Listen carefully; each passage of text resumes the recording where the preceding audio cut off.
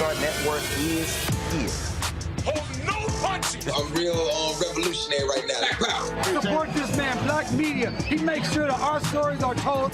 Thank you for being the voice of Black America, Roland. Stay black. I love y'all. All momentum we have now, we have to keep this going. The video looks phenomenal. See, this difference between Black Star Network and Black-owned media and something like CNN. You can't be Black-owned media and be scared. It's time to be smart. Bring your eyeballs home. You dig?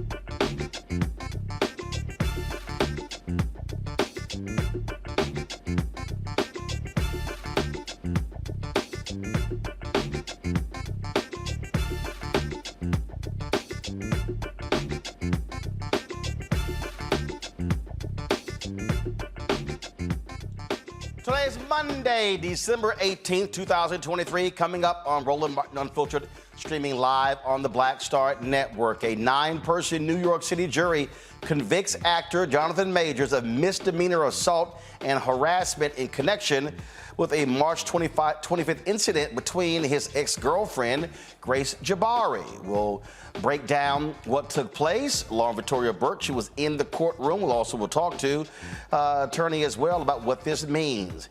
Navy Federal Credit Union said the recent mortgage disparities report from CNN is inaccurate. Really? We'll talk with Black Star Network's Get Wealthy host, Deborah Owens, and the CEO of First Independence Bank about this. Also, attorney Ben Crump has already filed a lawsuit on behalf of 2 folks who were denied loans. The Department of Justice has launched a database that tracks the misconduct of federal law enforcement officers. We'll tell you about that. Also, we're in the middle of the holiday season, and many of us are dealing with the blues. We'll talk to a licensed professional counselor about identifying and surviving depression during the holidays. Plus, I chat with gospel artist Anthony Brown about the McDonald's 17th Annual Inspiration Celebration and Gospel Tour, and also, of course, about his music and where he stands when it comes to giving the fans what they want. It is time to bring the funk. I'm Roland Martin Unfiltered on the Black Star Network. Let's go. He's got it. Whatever the miss, he's on it. Whatever it is, he's got the scoop, the fact, the find. And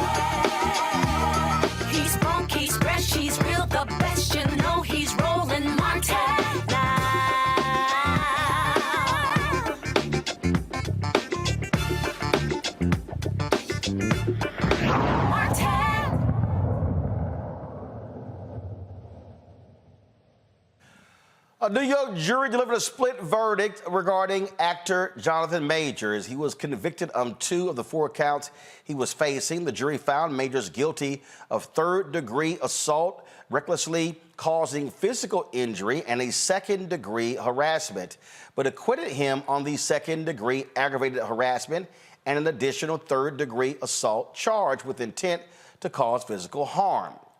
Reporter Lauren Victoria Burt was in the courtroom when the verdict was read. She joins us right now. So, Lauren, first off, so many people still are surprised that this even went to a trial. These were not felony charges. They were misdemeanor charges, correct? Right. They were misdemeanor charges. I dare say I would really love to see some statistics on whether Robert Morgenthau or Cyrus Vance, the 2 previous district attorneys in Manhattan, have brought this type of misdemeanor case involving assault to a trial. This was, of course, brought by the office of Alvin Bragg, who is the current DA in Manhattan. So one of the charges, so the jury determined that he did not intend to, it wasn't intentional for him to assault her.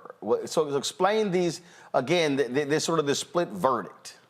It's really sort of, I think, a little bit difficult to understand. The inside the courtroom logic and body language would tell you that the jury seemed sort of intent on giving him something.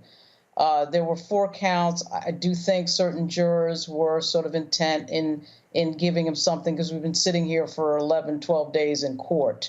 There was one particular juror, a white male, sort of Clark Kent type with glasses and a comb over, who was the loudest to say yes when the jury was polled after they read the verdict, after the forewoman read the verdict. And understand that the makeup of the jury, it's a 6-person jury with 2 alternates and only 1 black person of that 8-person group, a black woman, I would say in her 50s.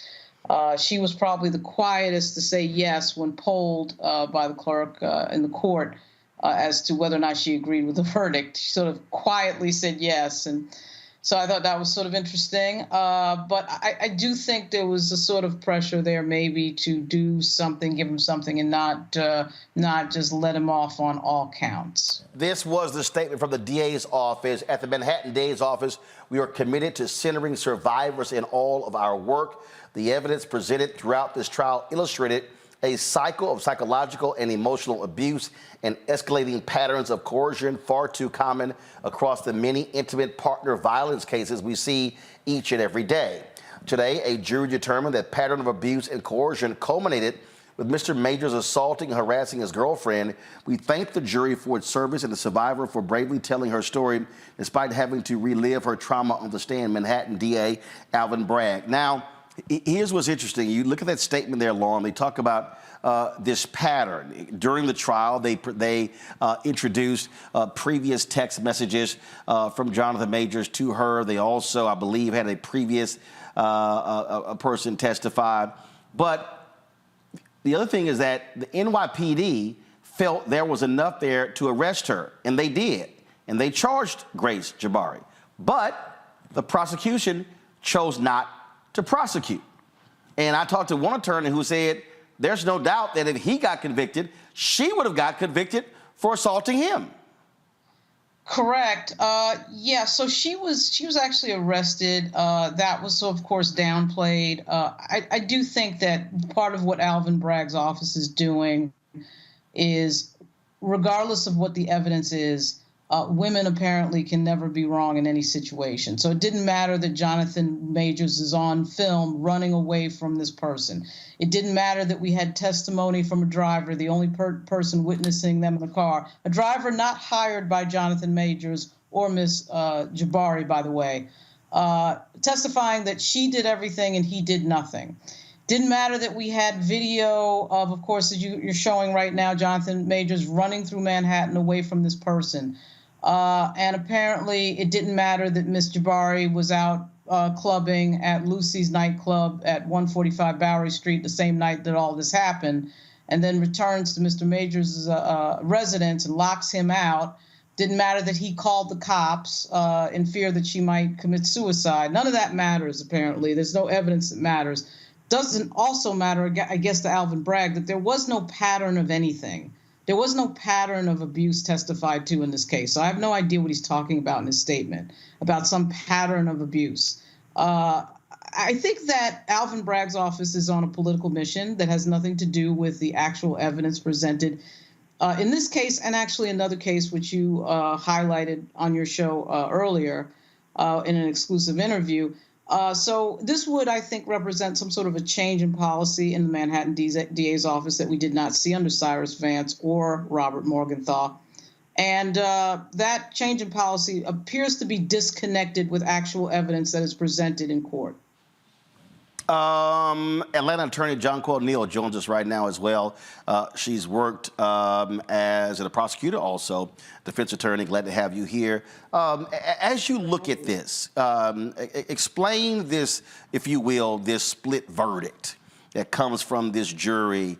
But first, I'll start with: have you seen where, again, a misdemeanor charges would go to an 11-day trial? Is that unusual? Yes, I would say, and good evening, everyone. Thanks for having me. I would say that, yes, that is unusual for a misdemeanor trial to last that long. And frankly, it's unusual for this kind of case to proceed to trial, right? Because normally in a case like this, you would potentially have some reduced pleas, some pleas to a reduced charge or reduced sentencing involved. And so a case of this nature, you would normally not see. However, it appears that Mr. Majors wanted to clear his name. And it appears that he thought that, and his attorney thought that this would give him the opportunity, but the jury came to a different conclusion. But what I will say as it relates to your initial question about this split jury, essentially the first charge, right, the third-degree assault with intent to cause physical harm, in a lot of criminal cases, for specific charges is what we call is mens rea, right? And so that means that the person has to have the intent required to commit the crime. And so they found him not guilty of not having the intent to have caused her physical harm. They found him at a lower level, which is a reckless, a third-degree reckless charge, where essentially his behavior was a conscious disregard and substantial and unjustifiable risk of physical harm to her. And that's essentially what they found. So they didn't find him as low as negligence. They didn't find him as high as he intentionally harmed her, but they found in the middle for a reckless. When you look at that video, the video of him placing her in the car, but she fighting to get back out, follows him, he pulls himself away, and then he's running away from her. What do you make of that if you're talking to a jury? Because the defense says, here's somebody who was trying to get away from her. Later, he's the one who calls 911 when he discovers her in the apartment in the middle of the floor. This is a very, very challenging case. It's a challenging case for the state. Domestic violence cases are very, very challenging to bring, and they're very, very challenging to defend. That evidence of what we saw in the video of him running away from her shows that essentially really hurts the state's case, right? I mean, they could have acquitted him completely off of that video alone, right?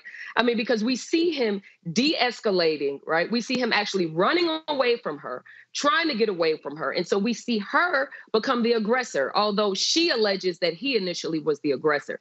And so I think that the evidence can go either way, right? Because as it relates to what the district attorney put in his statement, is that there's the cycle of abuse, right? And these relationships, these inter-partner domestic violence cases generally happen in closed doors. You generally don't have this kind of evidence. But it looks like evidence of an innocent man running. I mean, that's what the video looks like.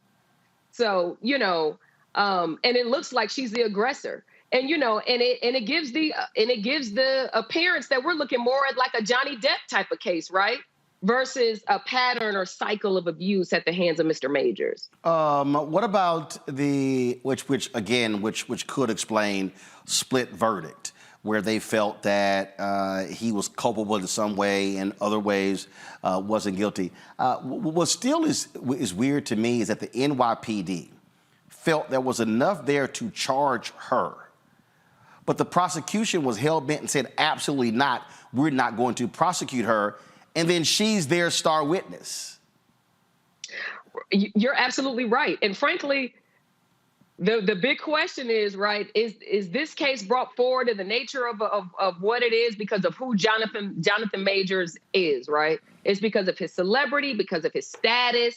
I mean, that has a lot to do with it. Because if you're talking about this kind of case with these kind of facts, generally speaking, a prosecution office might just dismiss and not move forward on either case, right? Because the evidence conflicts to such a high level. So does it have a lot to do with who Jonathan Majors is? Yes, it does. So, that's just the fact of the matter of it. And so they had the choice to not pursue either of them due to the conflict of this evidence. However, they decided not to move forward against her and to move forward against him. This obviously has already resulted in what we anticipated, losses for Jonathan Majors. Shortly after this became public, Lauren, Disney, Marvel Studios dropped him from one of their franchises. Did his attorneys say if they're going to appeal?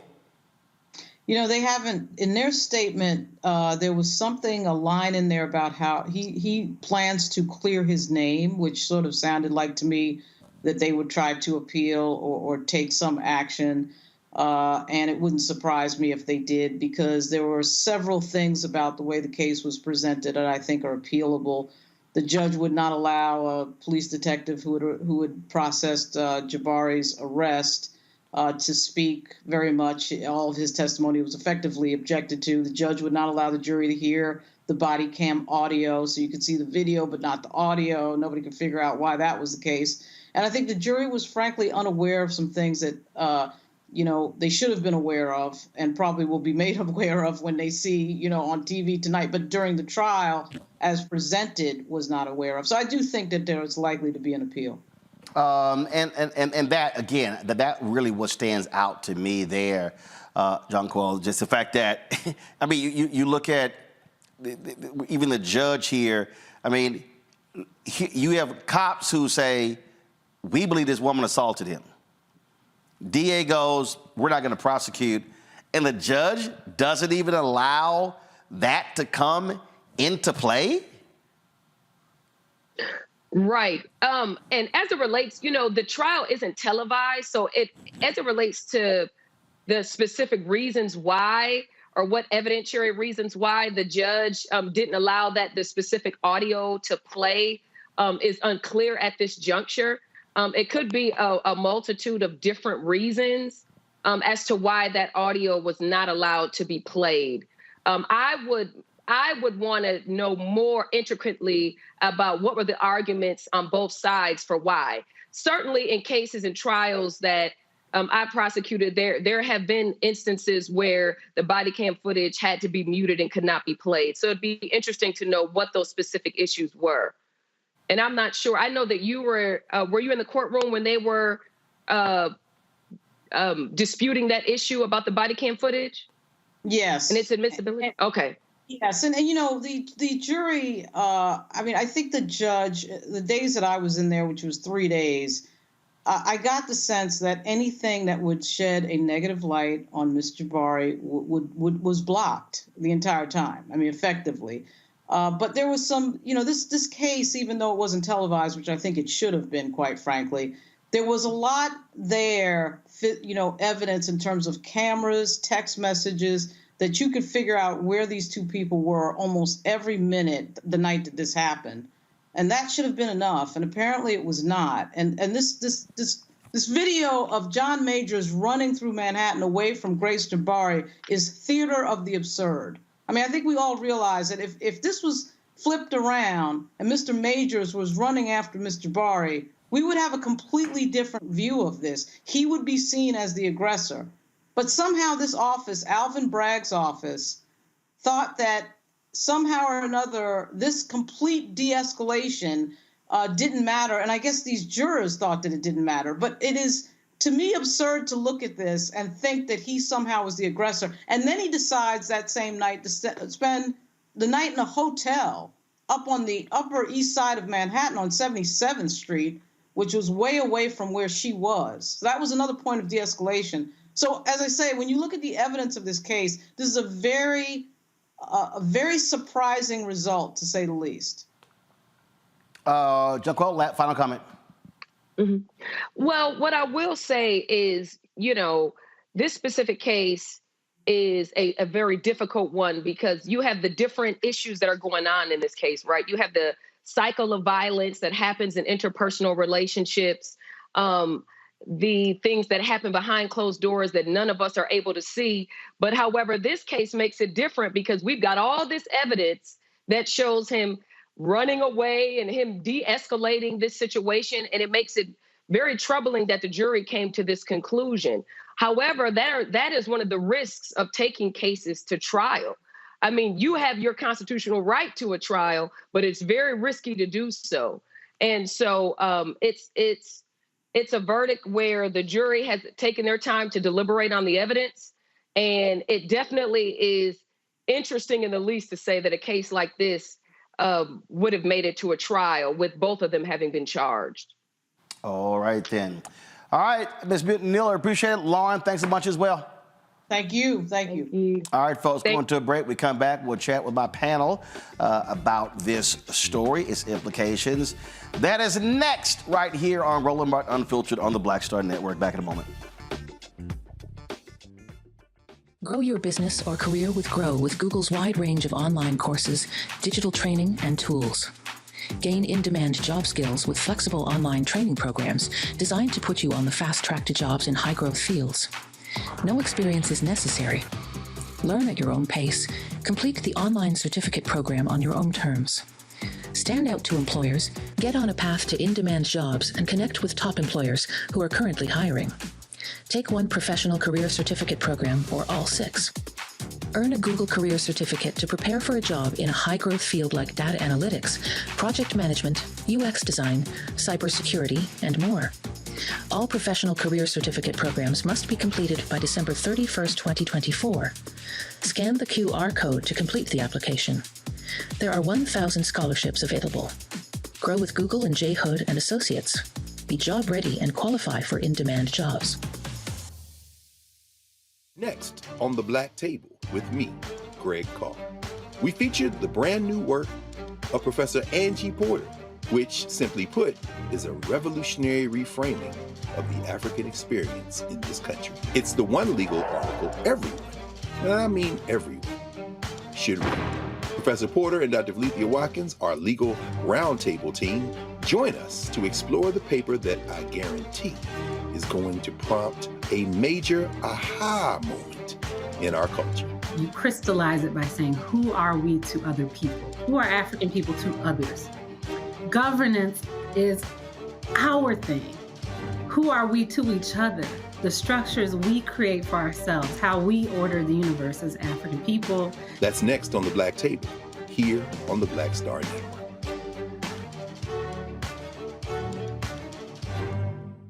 Farquhar, executive producer of Proud Family. Bruce Smith, creator and executive producer of The Proud Family, Louder and Prouder. And you're watching Roland Martin Unfiltered.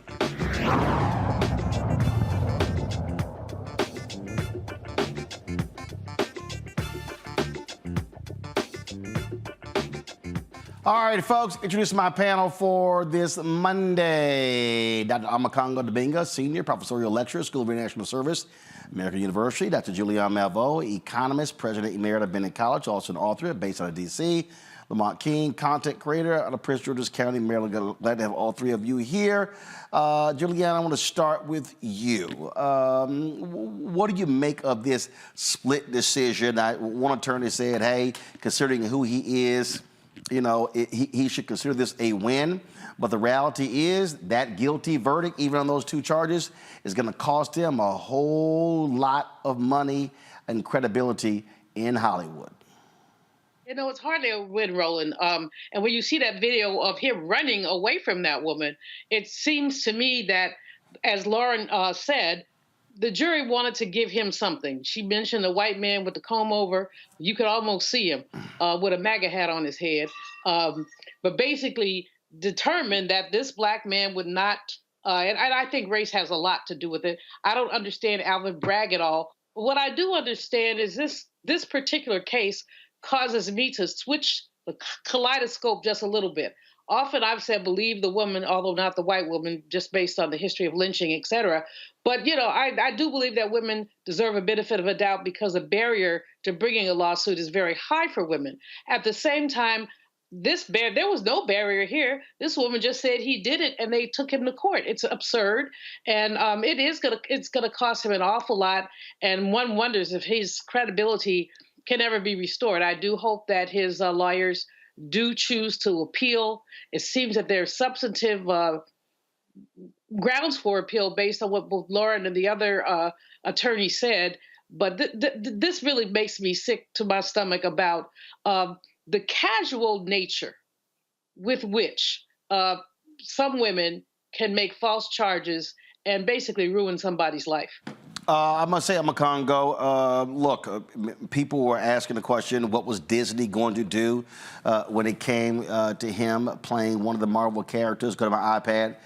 It did not take long after the decision came down for Disney Marvel to drop him from playing his role in one of their franchises. He was playing Kang the Conqueror.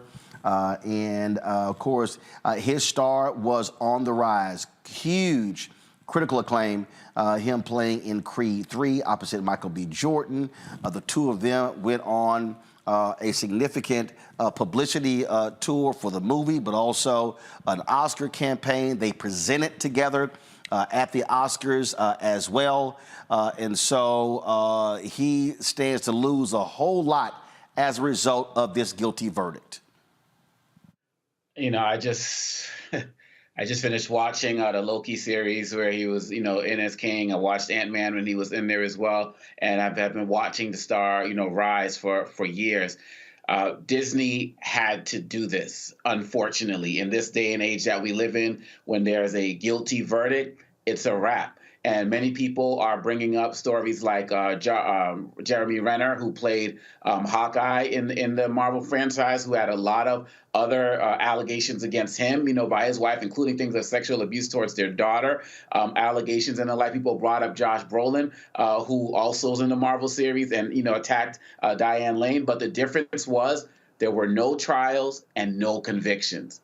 Once you have somebody who's going to be convicted of something, particularly as relates to any type of domestic violence, it's going to be a wrap. Now, having said that, I believe that he definitely got a raw deal. I wish that Disney would have waited a little bit longer to see what happens with the appeals process. You know, and looking at this office, it's amazing, Roland. I mean, just being on this show, listening to you talk about, you know, Kevin Porter, Adam Foss, and the list goes on and see what this DA has done to prominent black men. And it really makes you wonder what they're doing to black men who are not as prominent, to be quite honest. And again, no one here is sitting here saying we shouldn't take domestic violence serious. Everybody knows all of our records here in terms of how we speak out in support of women and all of that. But we have to be honest when we see things that just don't make sense.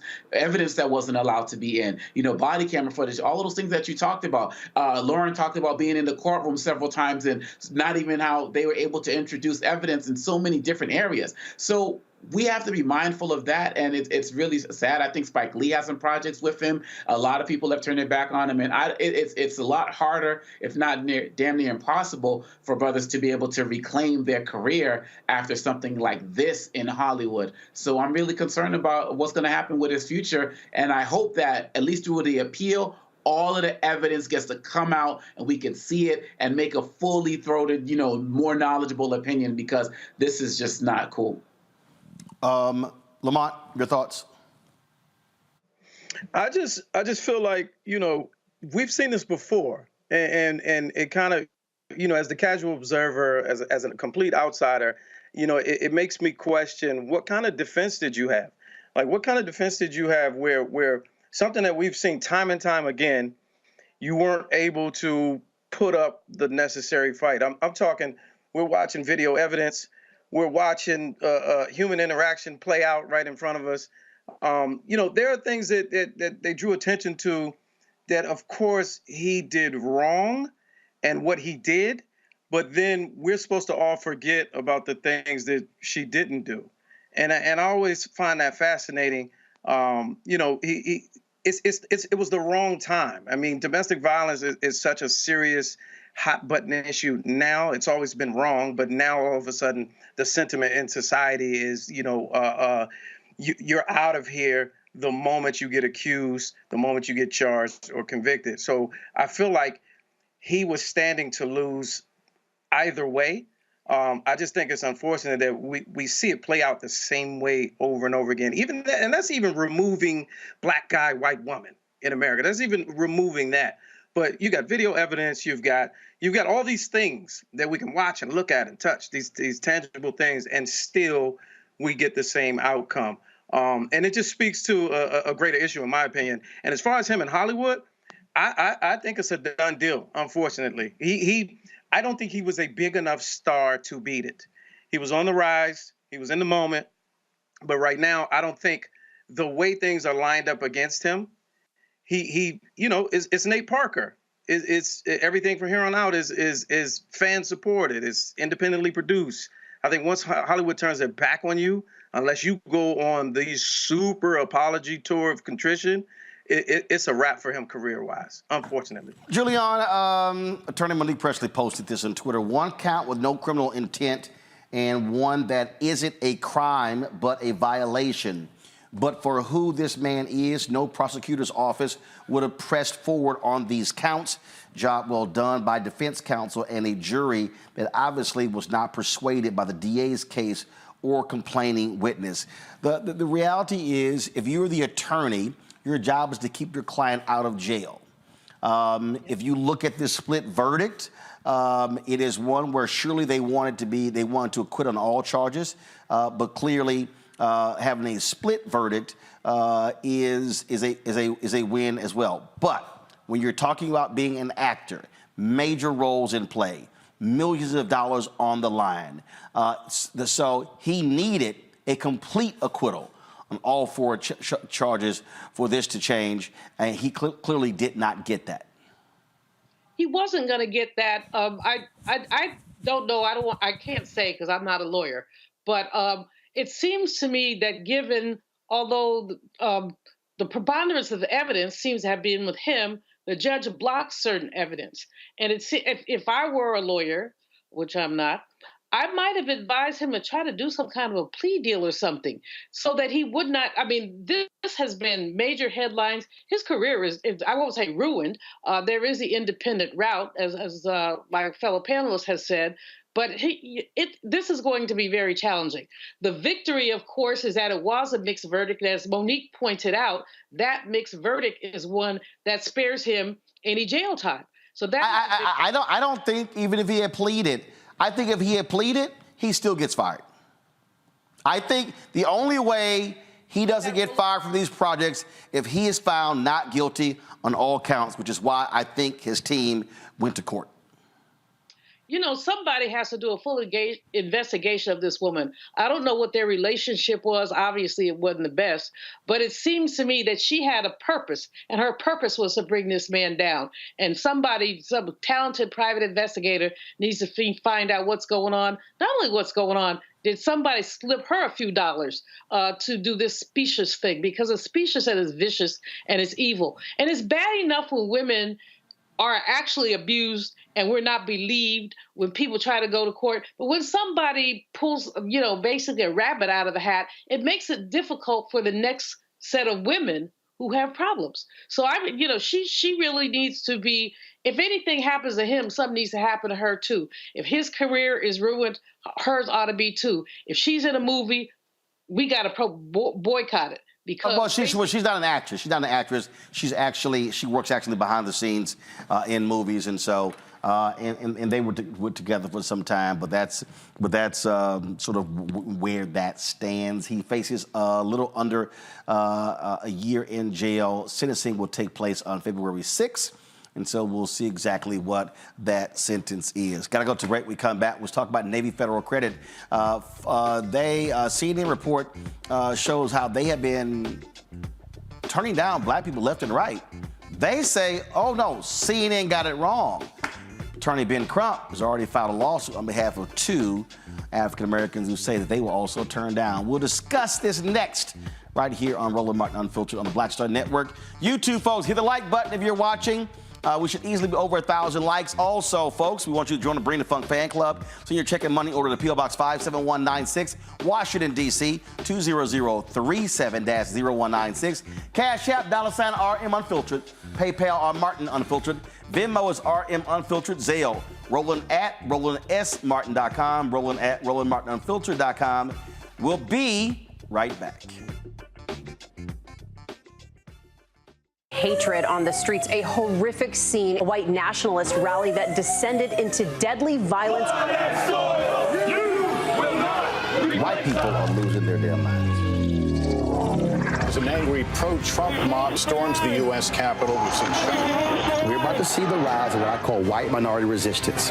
We have seen white folks in this country who simply cannot tolerate black folks voting. I think what we're seeing is the inevitable result of violent denial. This is part of American history. Every time that people of color have made progress, whether real or symbolic, there has been what Carol Anderson at Emory University calls white rage as a backlash. This is the rise of the Proud Boys and the Boogaloo Boys. America, there's going to be more of this. Here's all the Proud Boys, guys. This country is getting increasingly racist in its behaviors and its attitudes because of the fear of white people. The fear that they're taking our jobs, they're taking our resources, they're taking our women. This is white fear.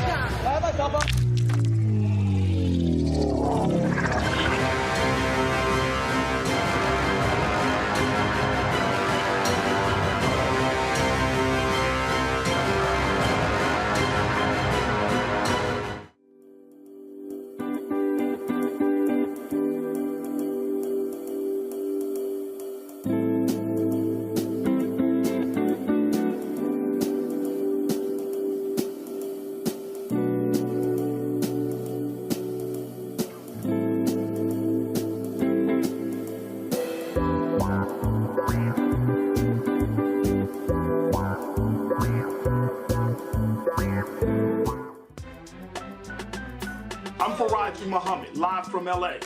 And this is The Culture. The Culture is a two-way conversation. You and me. We talk about the stories, politics, the good, the bad, and the downright ugly. So join our community every day at 3 p.m. Eastern and let your voice be heard. Hey, we're all in this together. So let's talk about it and see what kind of trouble we can get into. It's The Culture, weekdays at 3, only on the Black Star Network. I am Tommy Davidson. I play Oscar on Proud Family, Louder and Prouder. Right now, I'm rolling with Roland Martin, unfiltered, uncut, unplugged, and undamn believable. You hear me?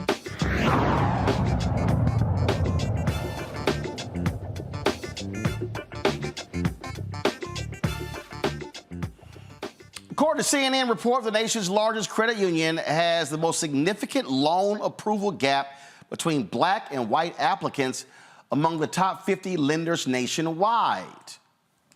Right, so the report, folks, calls into question the loan practices of the Navy Federal Credit Union.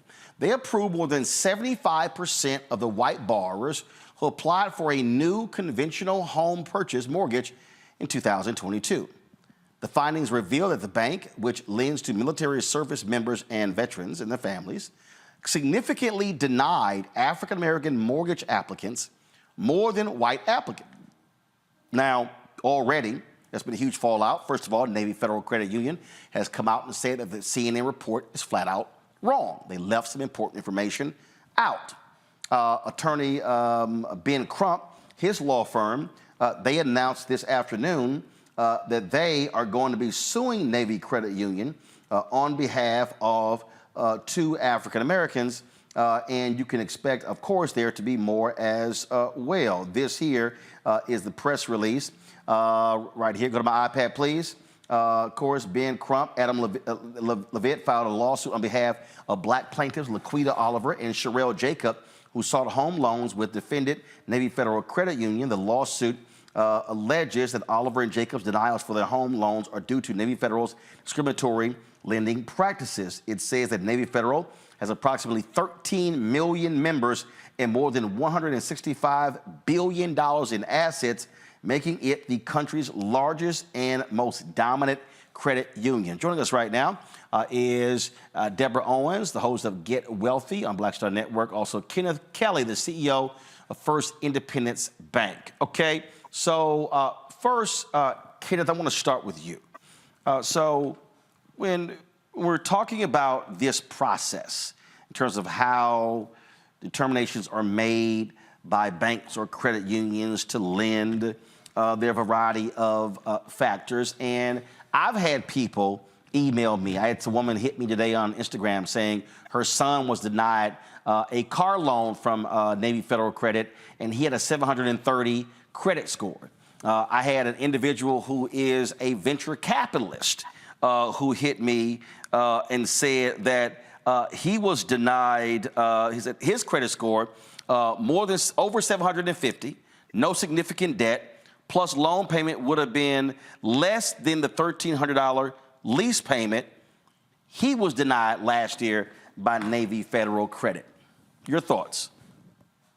Well, Roland, great to be with you again. It's been a while. I will tell you that, sometimes we depend on systems to do the work for us. And when we do that, it misses opportunities. And so let me say, not on behalf or defense of the credit union, but the HMDA data sometimes doesn't tell the whole story. So what you're doing is helping us to investigate this story, which I think is extremely important.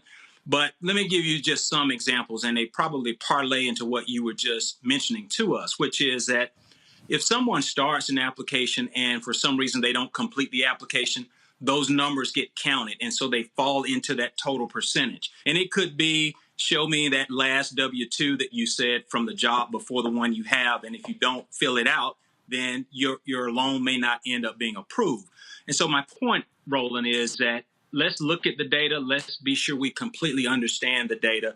But most importantly, what is important here is we've got differences that are very, very compelling, that some people are treated very differently. We now need to pull back the covers to investigate and understand. And so I would tell you from my perspective, I think it's important that Congress call a hearing on this topic. Maxine Waters, Representative Waters, has been a strong proponent for community banks, specifically African-American owned and controlled banks like ours. And so the last thing I'm going to say before I turn it back over to you is that this, brother, that we're one of roughly 20 banks in the country out of 4,600 banks. This is another demonstration why you heard someone like Dr. Malvo just a moment ago say, she used the word boycott. We need to use the word of reinvigorate and look within our own community. So our community banks are important to us. My point being, everyone listening under the sound of my voice and yours, Roland, should get to know a banker and not just be a number, because we know we'll be treated differently.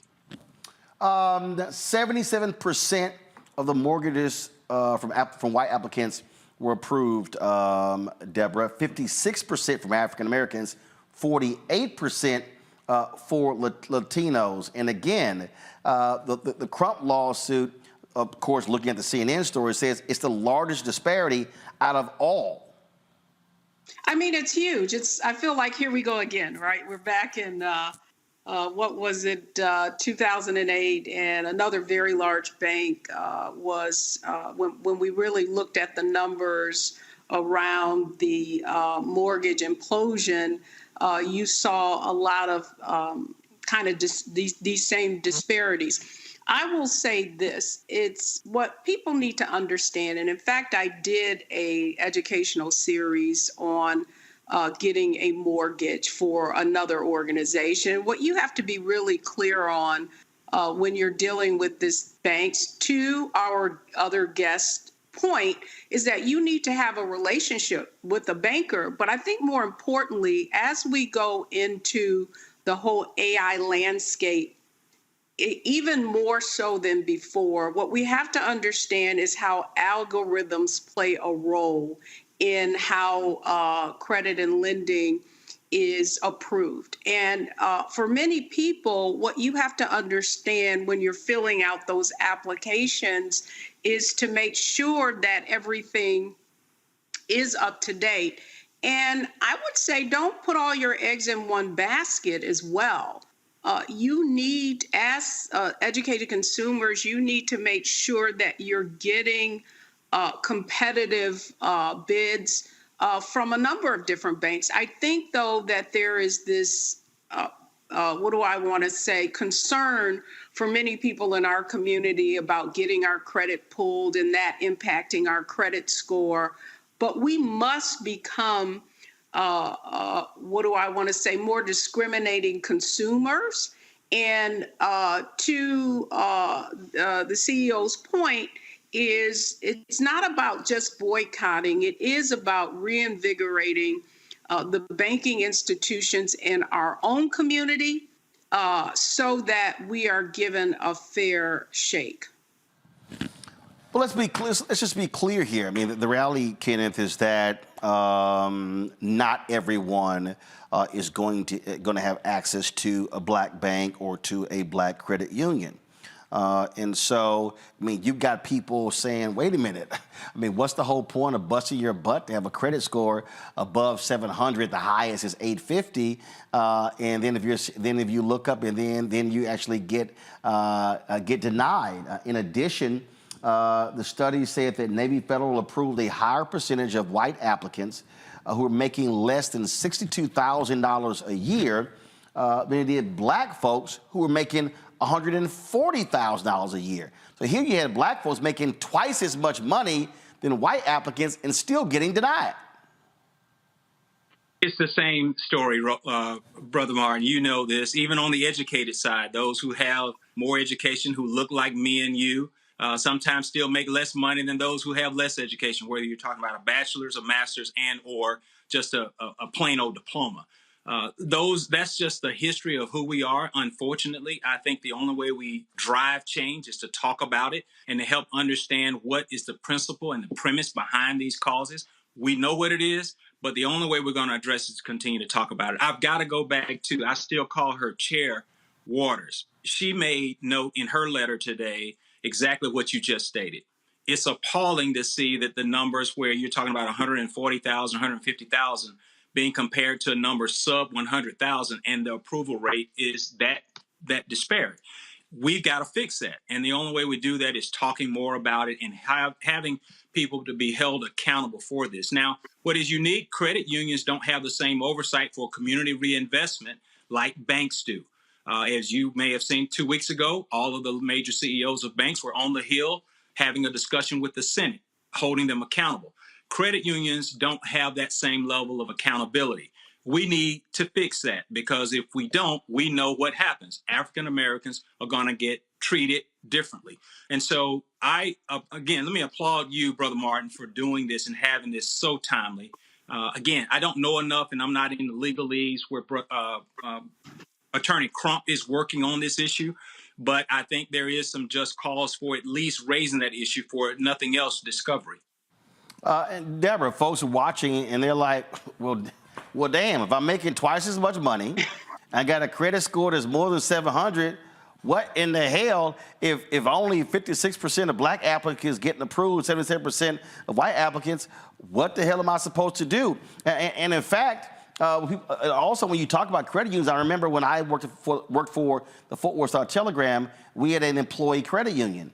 And when I got my vehicle, I preferred going that route because I went to the credit union, got approved. They told me exactly how much car I can get. So, hell, when I went, I didn't go through all the haggling and all that nonsense with the dealership. I'd already been approved. And so folks are saying, well, damn, if I can't even do that, I mean, I'm absolutely screwed.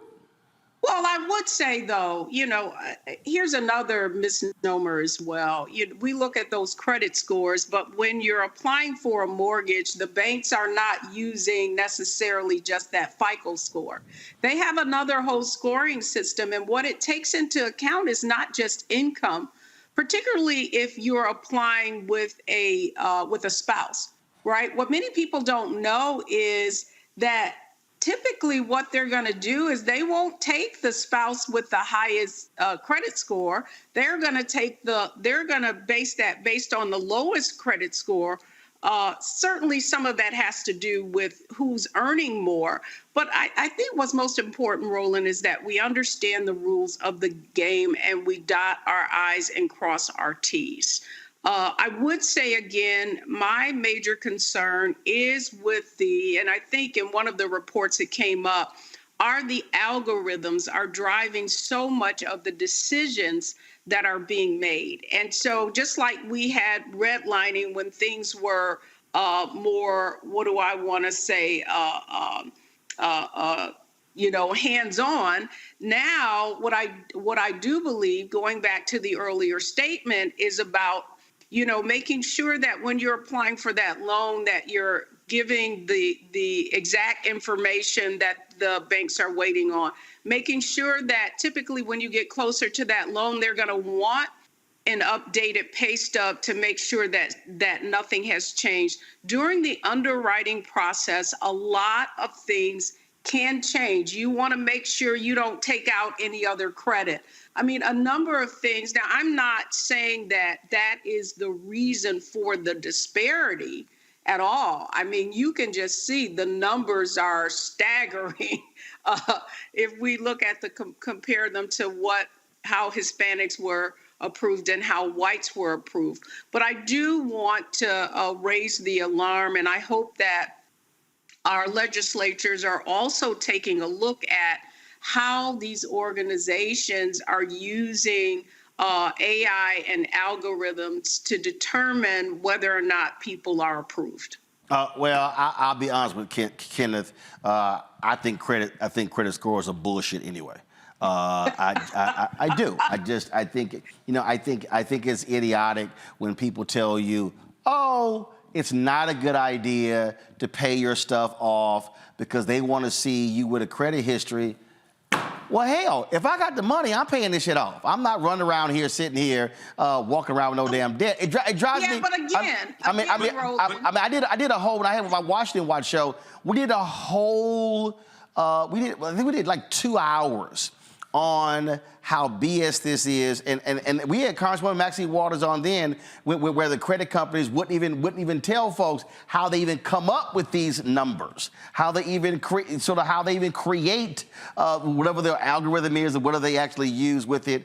And again, so for me, first of all, I'm paying every damn thing off. I ain't trying to have no debt. I ain't trying to owe nobody. And so if that means that, oh my goodness, I'm gonna have a 650, well, they can all go to hell. So I think, because it's like, what I'm not about to do is sitting here going, okay, so we're gonna pay like this window right here, and we ain't doing all that, man. Just pay that. Let's move the hell on. Well, let me just say, Roland, I have to interject. Because we have to understand. Hold on, Deborah. Hold on, Deborah. Because I threw the question to Kenneth. Kenneth, go ahead. Then I'm going to Deborah. Yeah, Fred. Okay. Let me jump in here, Fred. This is one that, as Dr. Deborah just said, we got to understand the rules of the game. And I would tell you from experience, you're exactly right. If you're paying off your credit cards completely, monthly, et cetera, you can find yourself with a lower credit score than if you had some debt on your books. I'm telling you that personally. And I will tell you, I have seen individuals, back to your failing issue, who have a tremendous amount of money in the bank, but they have this small little light bill or a water bill that was late for some period of time that factors into them not getting what they desire. So my point is, Dr. Deb, just what she said is true. We got to understand those rules of the game and talk about them openly so that we're all in a better position. Let me go and shift gears for just a second.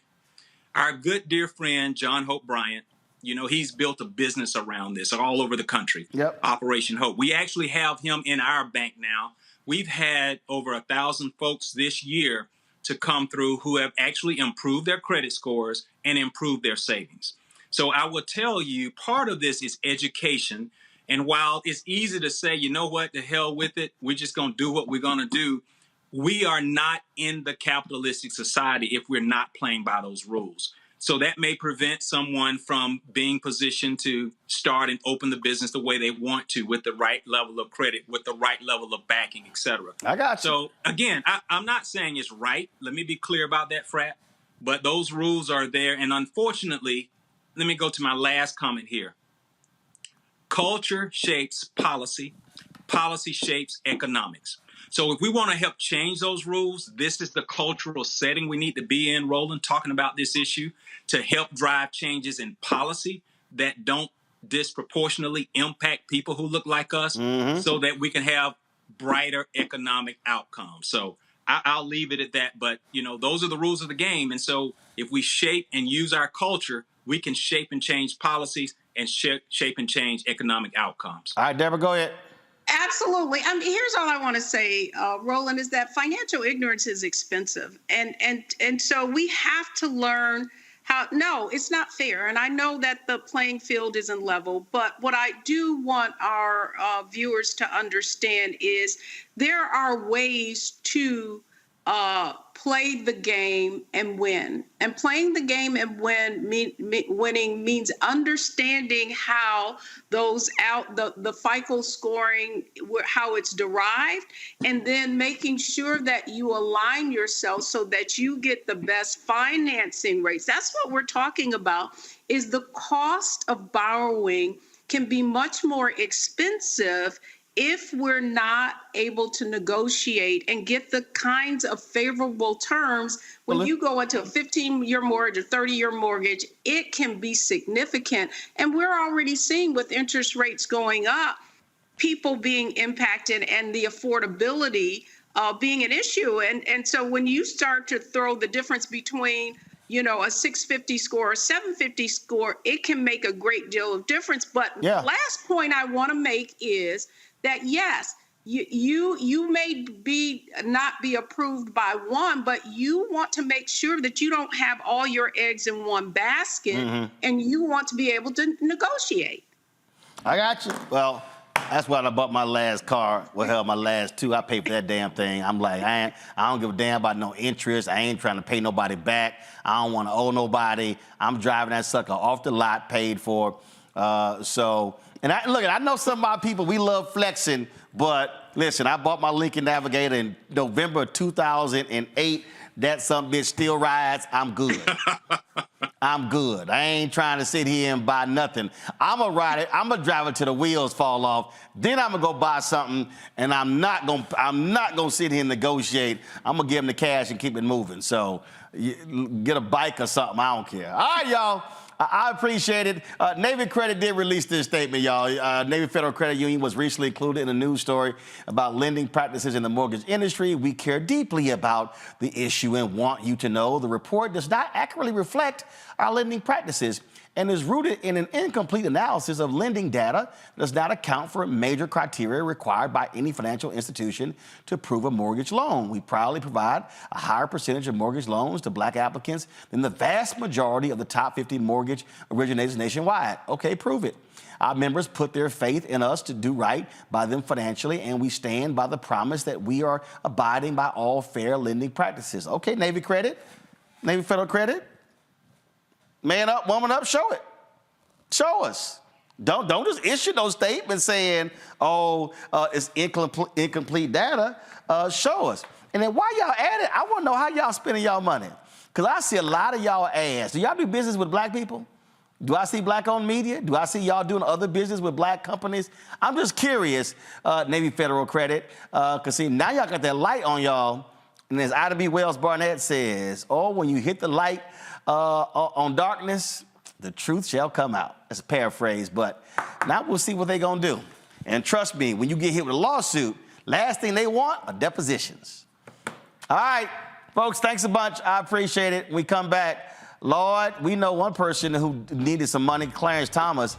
How did these rich white Republicans pay off a Supreme Court justice who was complaining that he was broke? I'll discuss that next on Roland Martin Unfiltered on the Black Star Network.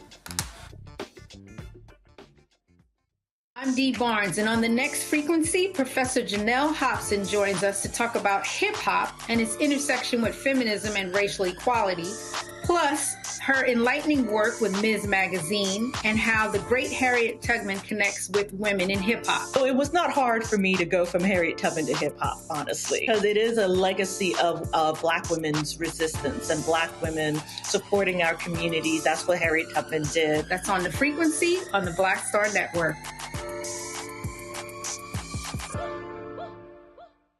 On the next Get Wealthy with me, Deborah Owens, America's Wealth Coach. Did you know that 43% of Americans say that they're going to go deeper into debt because the cost of everything is rising because of inflation? On our next Get Wealthy, you're going to hear from money coach Lynette Kelfani-Cox as she shares exactly what we need to do to stay out of debt and get wealthy. When I paid off my $100,000 in credit card debt, I was just doing strategies kind of piecemeal. I was doing like what I thought would work. And then it was like, oh, great, it did. It was effective. And then I was like, I should document this. I should explain like how I got out of debt. That's right here on Black Star Network with me, Deborah Owens, America's Wealth. On the next, A Balanced Life with me, Dr. Jackie. How big a role does fear play in your life?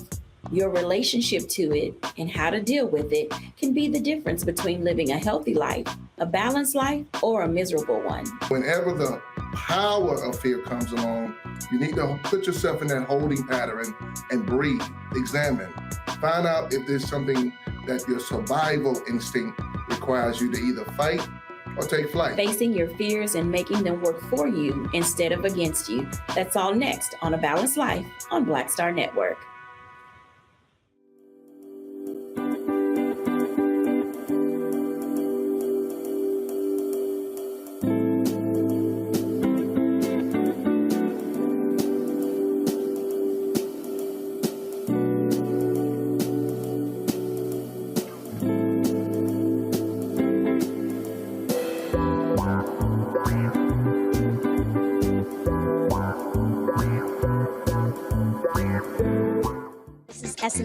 Mr. Love King of R&B, Raheem Devon. It's me, Sherry Shepherd, and you know what you're watching. You're watching Roland Martin, Unfiltered.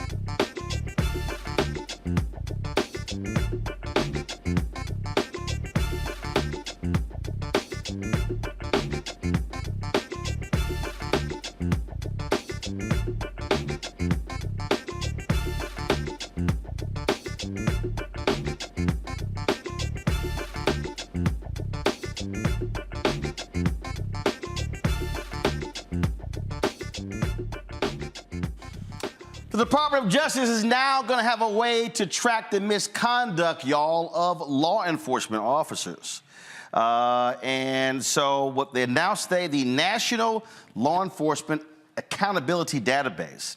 It will only contain the records for federal officers and not be open to the public. It currently includes former and current Justice Department officers who have records of serious misconduct over the last 7 years. It will be expanded to capture other federal law enforcement agencies such as the Secret Service and United States Parks Police. Federal agencies will be responsible for reporting and updating records for 6 types of misconduct, including criminal convictions, civil judgments, terminations, suspensions, resigning or retiring while under investigation, and sustained complaints or disciplinary actions for serious misconduct. This is a statement released by President Joe Biden. He said, as part of my administration's executive order on policing, we committed to create a first-of-its-kind database to track records of law enforcement misconduct so that agencies are able to hire the best personnel. Today, I'm fulfilling that promise by launching the National Law Enforcement Accountability Database. This database will ensure that records of serious misconduct by federal law enforcement officers are readily available to agencies considering hiring those officers. We're also working to allow and encourage state, tribal, local, and territorial law enforcement agencies to make available and access similar records as part of their hiring processes. In May 2022, I signed this executive order to help rebuild trust and deliver the most significant police reform in decades. Since then, we've taken critical steps towards effective, accountable policing, including by requiring the federal law enforcement agencies ban chokeholds, strengthening use of force policies, restricting no-knock warrants, and directing other measures to advance effective, accountable policing that increases public safety. Protecting public safety depends on trust between law enforcement and the communities they serve. By building trust, we can strengthen public safety and we can more effectively fight crime in our communities. The executive order is a measure of what we can do together to heal the very soul of this nation, to address the profound fear and trauma that particularly Black Americans have experienced for generations, and a channel that private pain and public outrage into progress on behalf of all communities. Now, okay, Julian, it is action. So the people who then say, nothing's been done, announce a database, have the executive order, ban no-knock warrants, ban chokeholds. But the reality is the federal law only applies to federal. And so I think a lot of people who want to demand police reform need to understand police reform actually has to happen on a city, county, state level, and not think that it all is solved by Congress. Well, absolutely. I think the federal, the new database is a step in the right direction. Some of this could have been addressed had we been able to get the George Floyd Accountability and Policing Act before this, but we haven't. It's a step in the right direction.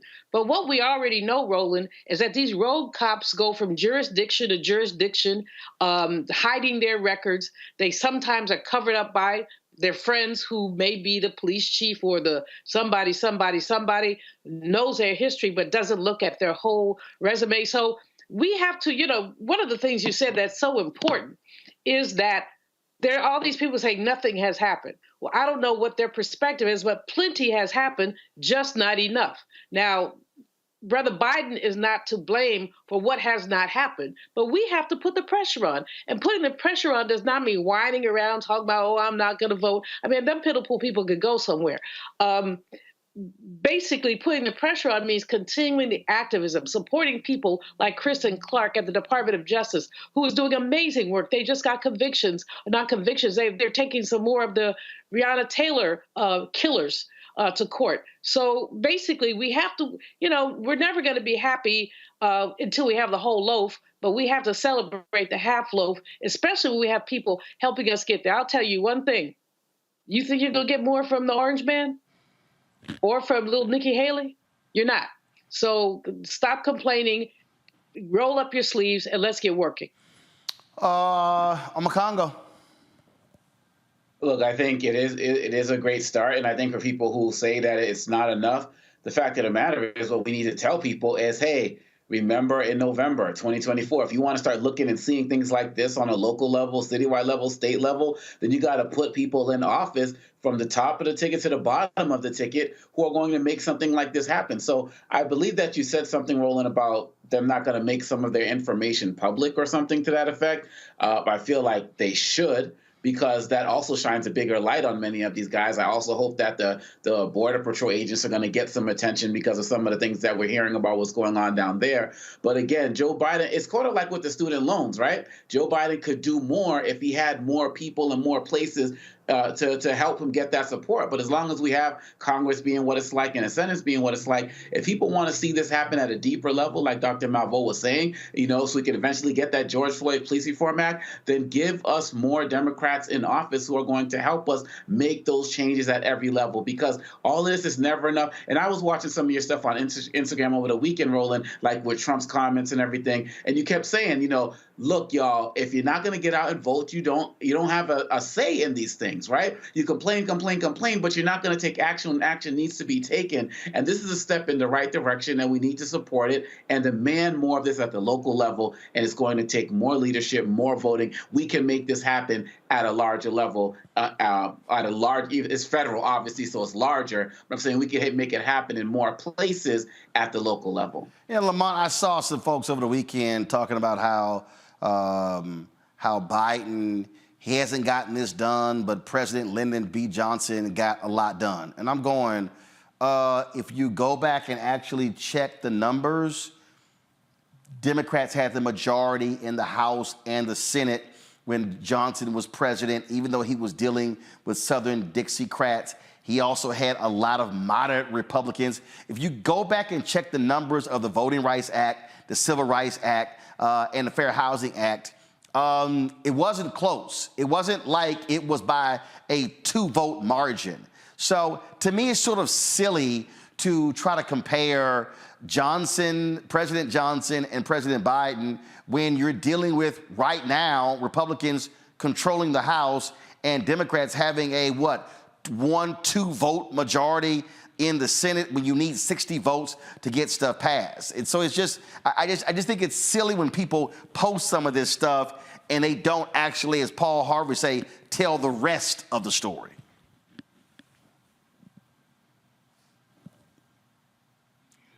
Lamont, you're muted.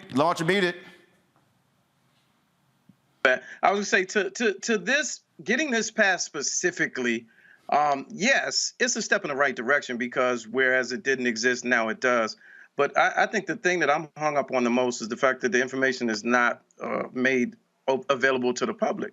Because to me now it just looks like a transfer portal, a recruitment tool, where jurisdictions can see what different individuals have done, and they might be of value to our jurisdiction, to our part of the agency now. So I think having it hidden really kind of defeats the purpose. And also, remember, you still have. First of all, let me go to the top here, because I think what's important to remember. Part of the issue, again. So you say. So again, you have you're still dealing with personnel matters, and so so that's the other thing that we have to understand. So you might be in law enforcement, but you still have rights that we also have as well. So you have to factor in personnel. Just like if any of us are terminated from a company for a reason, if the next employer calls your job, that employer only can give limited information regarding your employment at that company. So we have to factor in that there still are legal rights that are at play here.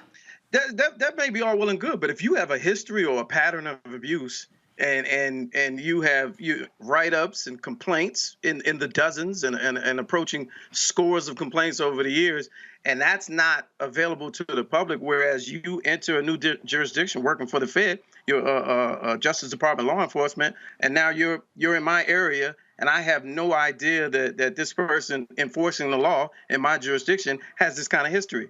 And so the other side to that is it's almost like, if I'm looking for an agent who gets down like that, I know and I'm an employer, or we're looking for somebody to come shake things up. We need a runner and gunner. You know what I mean? That's why I made mention of it being like a transfer portal. It's good if it's enforced, and it's good if it impacts in a way that helps citizens. That's all I'm saying about that. And to the voting piece, I see a lot of stuff online as well. And my question to the people, that their answer is vote, vote, vote. Are we prepared to, what systems are we putting in place to deal with when we get outvoted? I never hear that discussion. No, hold up. Well, I mean, first of all, we do it all the time on here. I mean, in fact, and you actually have it. And so here's the whole deal. I don't care what the election is. I don't care whether the election is on the city level, the school district, the county level, the state or the federal level, you're still a constituent. And so there still are demands that we can make even though the person who we wanted didn't win. That's politics. That happens every single day. That's why we have organizations. That's why we have people who actually do that. The problem is when people check out of a process or they go, well, my person didn't win, so therefore I'm not going to be involved. And so on this show, we are constantly trying to explain to people that the election is the end of one process and it's the beginning of another, even if your person wins. Because this is the other thing this is where, for me, Civics 101 comes in. All right, people go, well, Biden said he was going to get rid of student loan debt. Well, he tried to. The Supreme Court said no, he didn't have the authority. So then people go, well, but he said he was going to do it. He said he was going to do it. And it's like, okay, so even if you elect a council person, even if you elect that one person, if there are 9 people on the council, you need 5 votes. And so I think a lot of times people don't understand that civics, electing one person does not solve all the problems because they still got to get the votes to get it passed. No, I agree 100%. I guess what I was leaning more towards is I feel like more needs to be done for people with the wherewithal and who have the bandwidth to help educate people on shaping policy. Because I know for somebody who was disassociated with the political process for many years, that I didn't realize it was the shaping of policy that had us where we were. Like it took me a while to learn that. I had to engage civically to learn that. And I think a layer of that is I wish there was more education on telling our brothers and sisters how important it is to know how to shape, how policy gets shaped. Well, I think that gets missed. Well, it gets missed because I look at a lot of people just simply turn off and when it's over, people say, hey, I did my part. Well, no, not necessarily. And again, we spend a lot of time trying to educate people on how this process works. And just too often people don't understand, Julian. They don't just understand that when you're talking about public policy, that one person doesn't fix it. Even if you're electing the president has broad powers, but the reality is people are like, well, why can't the president get this bill done? Well, because if it involves money, the Constitution says it has to start in the House. Well, who controls the House? Republicans. Who controlled it his first 2 years? It was Democrats. Who controls the Senate? And then even if you get it through the House, which we saw, the House passed the George Floyd Justice and Policing Act. The House passed the John Lewis and the voting rights bills. But guess what? You needed 60 votes in the Senate. They only had 50. And so you needed to pick up 10 Democrats. People are like, well, I don't understand why it couldn't get done. Because you needed 60. Because you don't read. The answer is because you don't read. I mean, the fact is, with all due respect to my fellow panelists, there is so much voter education stuff out there. Melanie Campbell, Black Civic Participation, Latasha Brown, I could go down the list of folks who are doing this work. But if you don't want to know, I mean, you can lead a horse to water. And there's so much information out there, but you can't make them drink. I'm not disrespecting anybody who doesn't know, but I'm saying that information is there. Voting is not the most you can do. It is the absolute least you can do.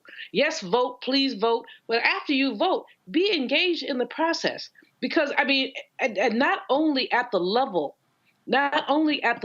of presidential politics, which excites everybody, but down to dog catcher, if you have to, because this has an impact on the quality of your life.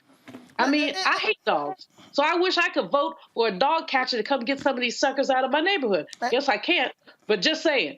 But I mean, basically, any vote you take has an impact. And if you don't vote, what you're saying is you don't care, that you're allowing your destiny to be determined by somebody else. Are you really that placid? Come on now. And let me deal with this here, because Kim Smith made this old stupid comment on the YouTube channel. I see it all the time. He goes, "We simply vote blindly for Democrats." I see more stuck on stupid people say that comment, which is the dumbest thing in the world. Black people are absolutely smart when it comes to voting. Black people, every election, makes choices that are about black people, okay? So this stupid ass talking point, oh, we just vote blindly. No, we know exactly what we're doing. When black people are voting on the federal level, we're voting for health care.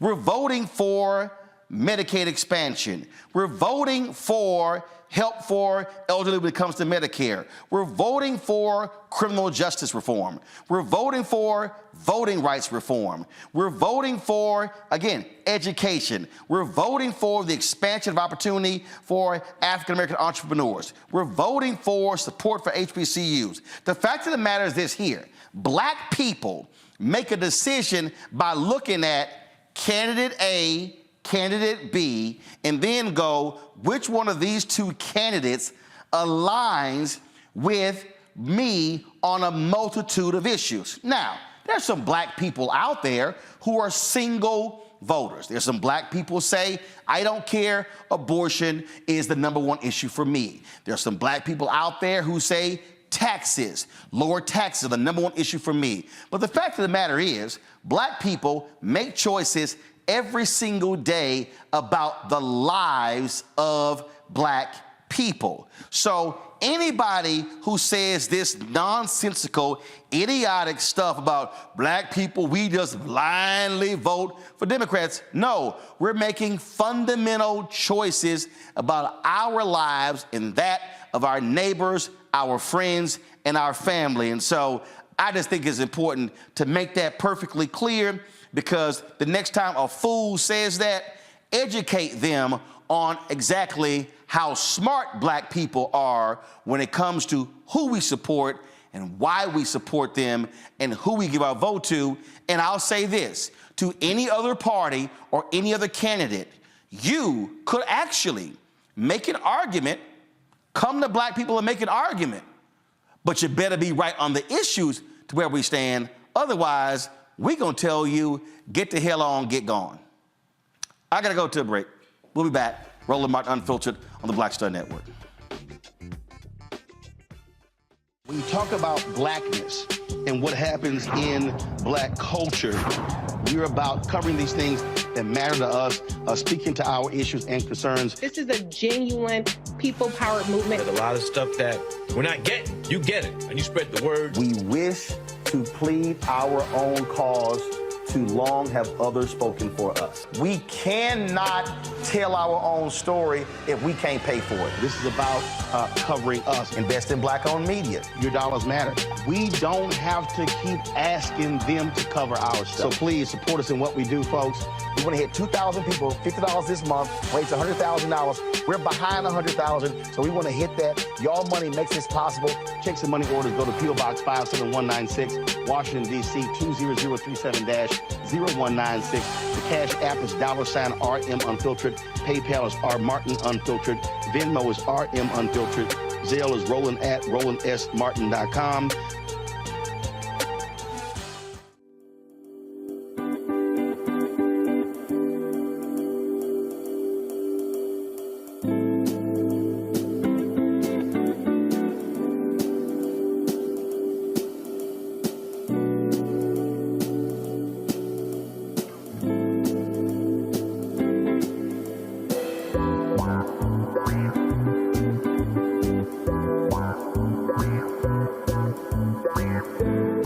John Murray, the executive producer of the new Sherry Shepherd Talk Show. This is your boy, Earthquake. And you're tuned in to Roland Martin Unfiltered.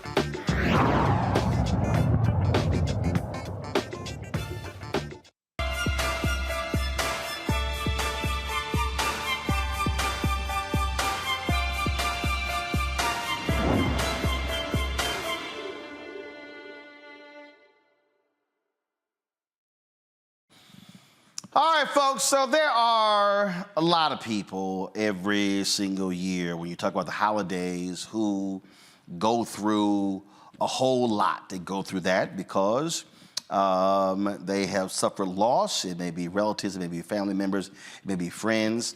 They simply may not have other people in their lives, and they're actually lonely. And so, of course, Christmas is a week away, and you got New Year's, and you also have a number of people who look to take their lives this time of the year as well. My next guest is Dr. Shedrick McCall Jr., a licensed professional counselor and the chair of psychology at Virginia State University. Glad to have you here. So first and foremost, this is something that we don't necessarily think about.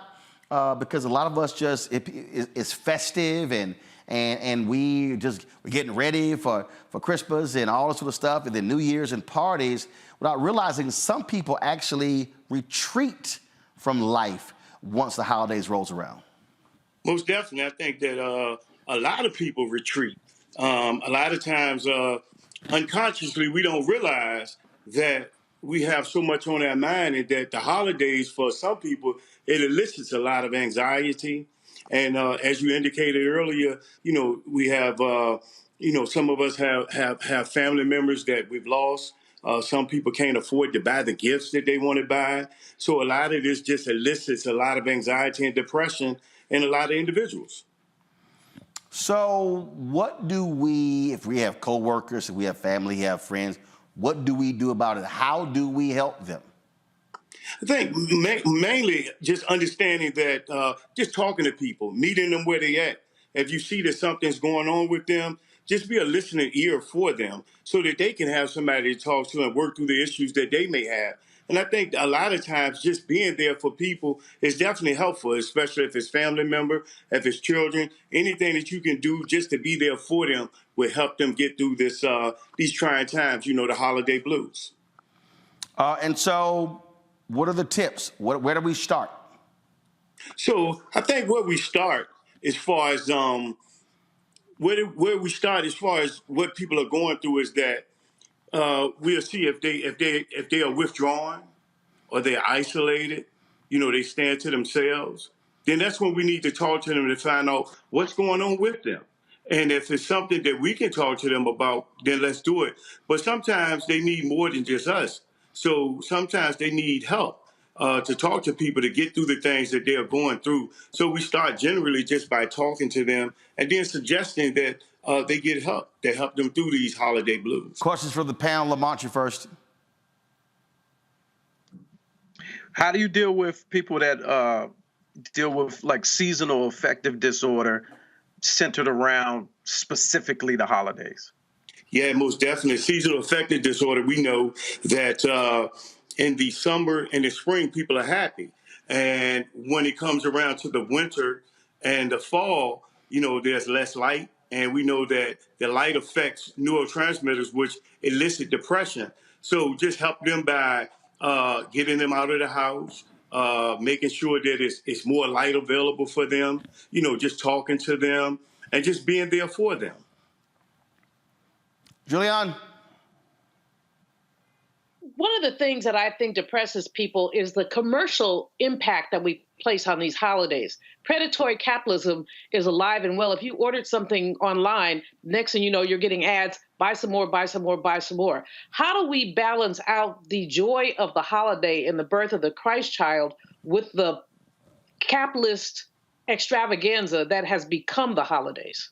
Yeah, that's a tough one. That's a mouthful there. I think it's tough because I think that a lot of people are into the capitalism as far as purchasing and just doing things for people during these holidays. It's a tough balance, and I think that goes from person to person regarding that situation. But that's definitely a tough balance for us to do because this time of year is when they're putting all those commercials out there for people to buy things. And, as I indicated earlier, when people can't afford those things and they see it, that is some of the things that lead to depression also. I'm a Congo. Is there a difference in the way that people react to the type of loss they have. So I'm thinking, for example, there may not be people around us from the holidays because, they may have passed from old age or sickness. But then I'm also thinking about families who lost people at like the Buffalo supermarket when the hate crime, when 10 people were slaughtered in a situation like that. Is the type of grief in terms of how you respond to it different when the circumstances that led to the loss are more extreme, or is it pretty much you're doing the same things to handle these situations? I believe, there's stages of grief by Kubler-Ross that people go through: depression, denial, anger, bargaining, and acceptance. And I think that humanistically, that if there's a loss, so when you talk about someone with old age and they're just not there anymore, I think that we accept that a little bit better. But if you're talking about something that happened, someone's being murdered, someone's been in a car accident, even during COVID, I think that hits just a little different, because in your mind you think that person's supposed to be there, and you didn't prepare yourself for that person to go because it was measures that you couldn't control or that person couldn't control. So I definitely think that it hit different. All right, then. Well, Doc, we certainly appreciate it. Thank you so very much for being with us. All right, thank you. All right, thanks a bunch. All right, folks, we come back. I've got a couple more stories I want to talk to you about. Celebration Bowl took place over the weekend, and it was FAMU versus Howard. We'll tell you about that. The vice president was there also.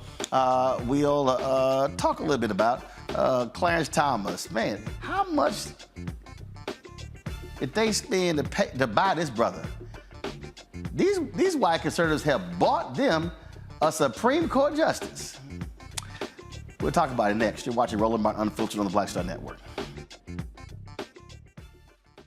Grow your business or career with Grow with Google's wide range of online courses, digital training, and tools. Gain in-demand job skills with flexible online training programs designed to put you on the fast track to jobs in high-growth fields. No experience is necessary. Learn at your own pace. Complete the online certificate program on your own terms. Stand out to employers, get on a path to in-demand jobs, and connect with top employers who are currently hiring. Take one professional career certificate program or all 6.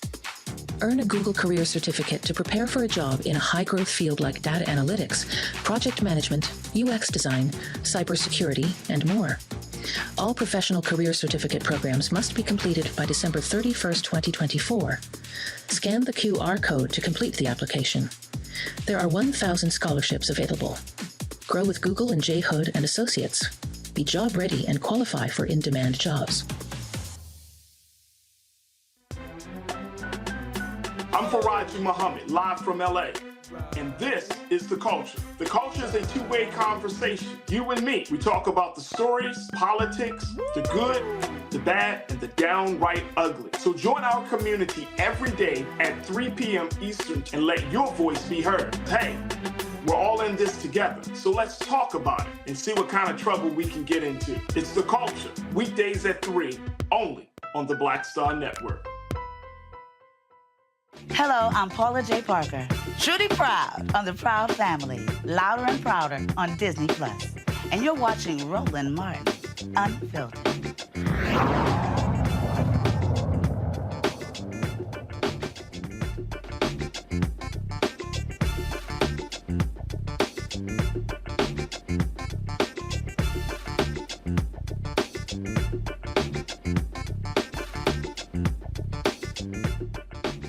Oh, my goodness. So ProPublica, they've been all over Clarence Thomas, y'all.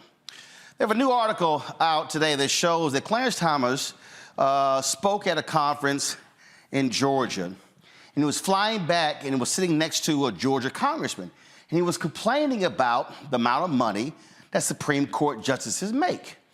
He's making about $176,000 then, which is about $300,000 today. And so shortly after that, all of a sudden, man, they started helping Clarence Thomas out because he had bought this $267,000 RV, and him and his wife had bought a $500,000 house in D.C. And next thing you know, she started getting contracts from the Heritage Foundation, and had a friend paid his RV loan off, and then he started getting rides on different planes and yachts of rich folks. And next thing we know, another person, he took in his nephew, and then another person started giving him some money for the tuition. Then all of a sudden, he got a book deal and with a $1.5 million advance, and just money started rolling in. And then later, he was asked about the issue. He was like, hey, you know what? Now we good. Me and my wife live a simple life. Well, yeah, Omakongo, it's easy to live a simple life when you got billionaires paying for your life. Every single thing, from schools to buying your mama's house to paying for, school for the nephew. He talks about, I'd rather be out in in the Walmart parking lot just relaxing in my RV, but not talking about the fact that it's $267,000 that you didn't pay for. I mean, look, the man makes $285,000 a year at this point. And if he really wanted money, he should have quit, like he said, and gone into private practice and been balling, or just made the money on the speaking fee. I mean, come on. You took in the kid, your other, son is grown, right? And, no other kids, who are like young dependents or anything like that. How much do you really need? Like, how much do you really need? The sad part about this, Roland, is that the ethics, quote unquote, reforms that the Supreme Court put into action earlier this year or last month or so, have no enforcement mechanisms. And what also bothers me with this ProPublica work is that it just reminds me of all of the work that journalists have not done on Supreme Court justices over the years, because there's no way that Clarence Thomas could be the first. He's probably, for sure, particularly in the modern era, the worst. And I'm glad more of these stories are coming out. But if we had some type of credible journalism targeted on the Supreme Court earlier, I guarantee you, Roland, a lot of these other ones would have been exposed, because that has to be the reason why they don't have real ethics. But I don't think it's journalism, Julian. I think the problem is that the Supreme Court, they self-report. We talk about cops, investigating cops. I mean, for longest, they weren't required to post a lot of stuff. That's the problem. How do you have three branches of government and you have reporting requirements and oversight for all three, for two of them, but one of them gets to do what the hell they want to do because we just naturally trust them to do the right thing? I think it's abundantly clear this is a bought and paid for Supreme Court. Oh, absolutely. And I mean, the Clarence Thomas situation is quite amusing, but not really.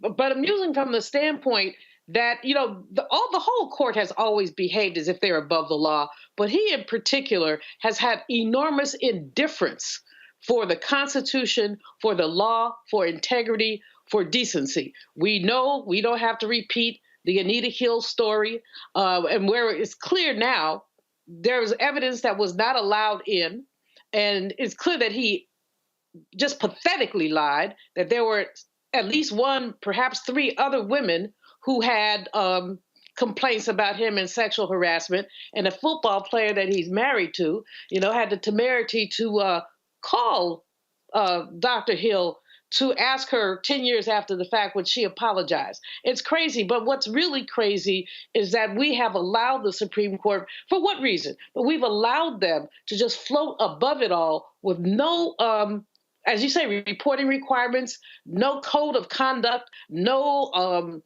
even when members of the president's cabinet, when they get gifts, when they travel abroad, they have a place with ethics office where they have to say, I got this from Saudi Arabia. Can I keep it? And sometimes they tell him yes, and sometimes they tell him no. Well, Clarence Thomas surely didn't ask anybody about that RV he had as to whether he could keep it or not.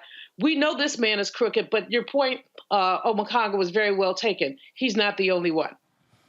Lamont, bottom line is, if you got some extra cash, Clarence Thomas will take it. It might rule in your favor.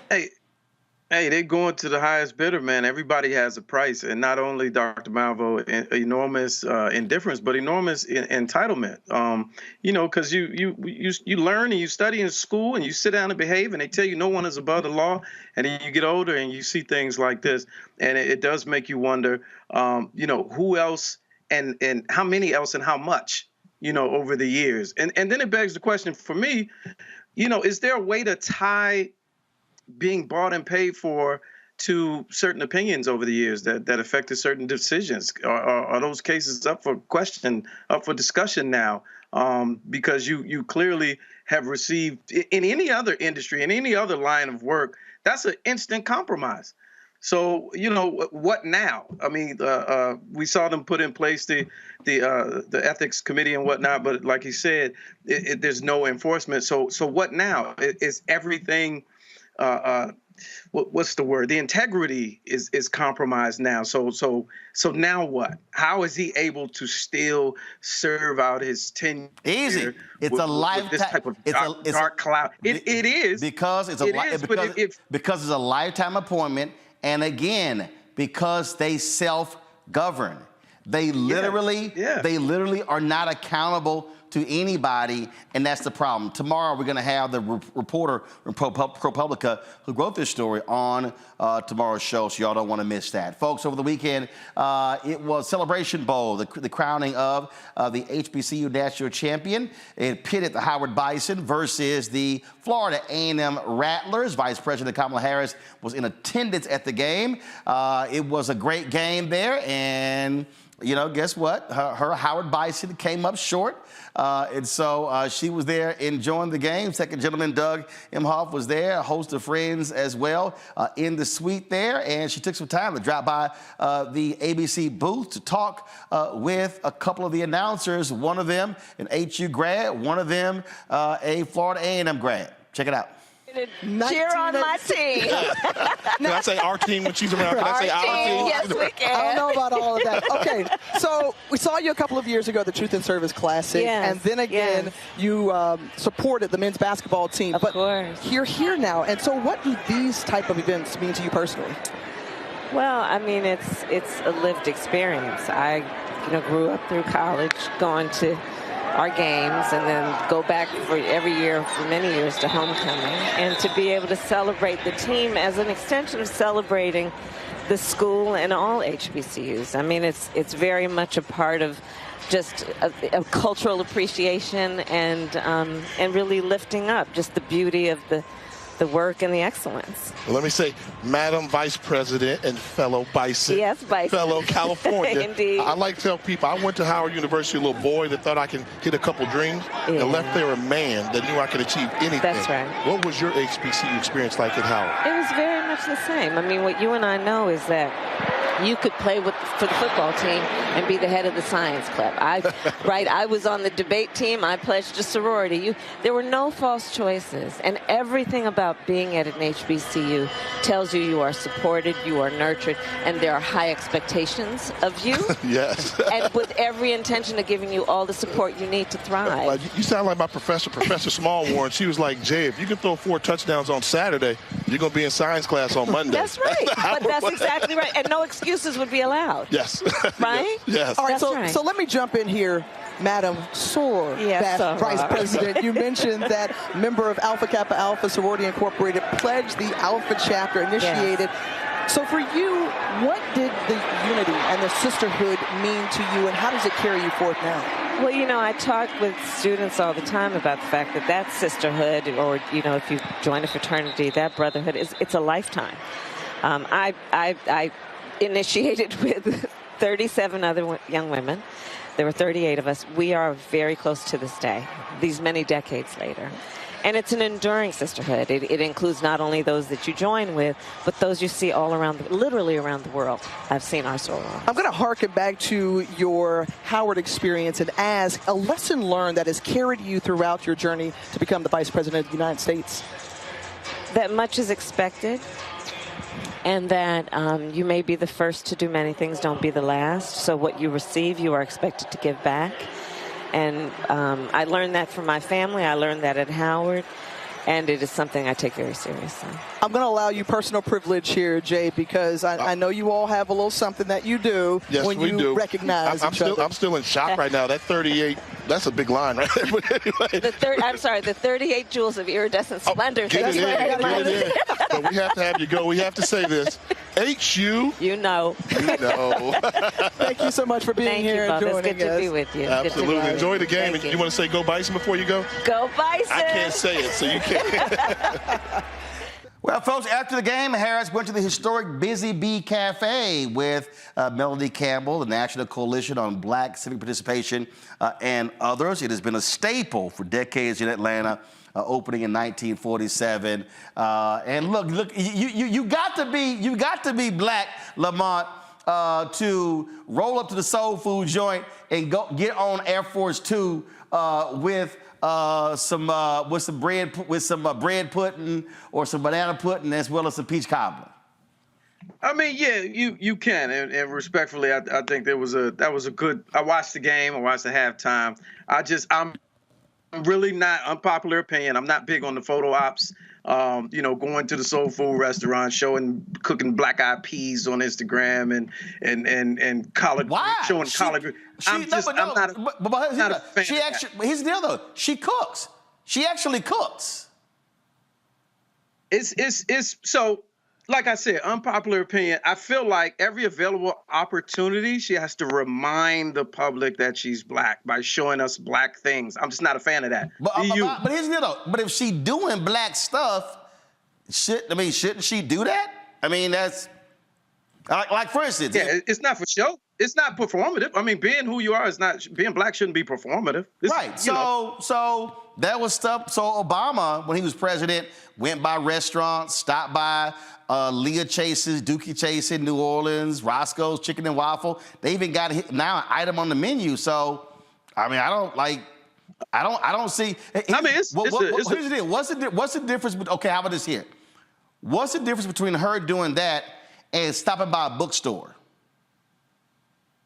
So like it was stopping by a bookstore. Yeah, like if she stopped by a bookstore to let's say support a small business, is that okay? Sure, that's very much okay. I just don't like now I'm confused. I'm confused. If it's you're not confused. No, I am confused. I don't like hold on. Implication. But Lamont, if it's okay for her to stop by a bookstore, why can't she stop by a soul food joint in Atlanta? Hey, she can do what she wants. I'm just not a fan of the implied tropes that we see. It's on Instagram. I'm doing a two-step. This is my favorite soul food song. I'm washing collard greens today. I'm boiling black-eyed peas for New Year's Eve because that's a black tradition.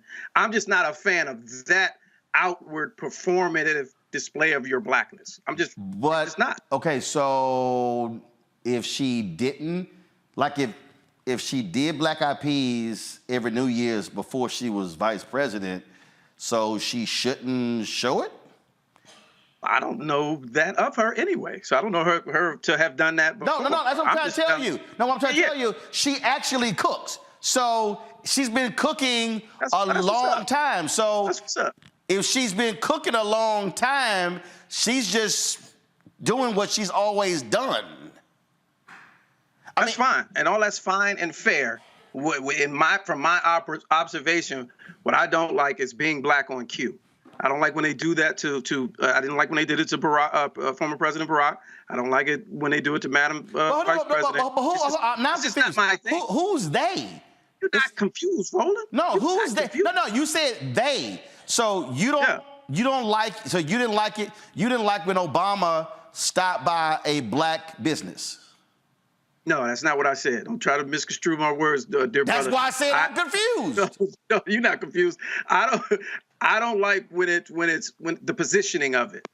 It's like, here's a black moment. We need you to be black. No, hold on. Stop right there. You said, here's a black moment. We need you to be black. Who's we?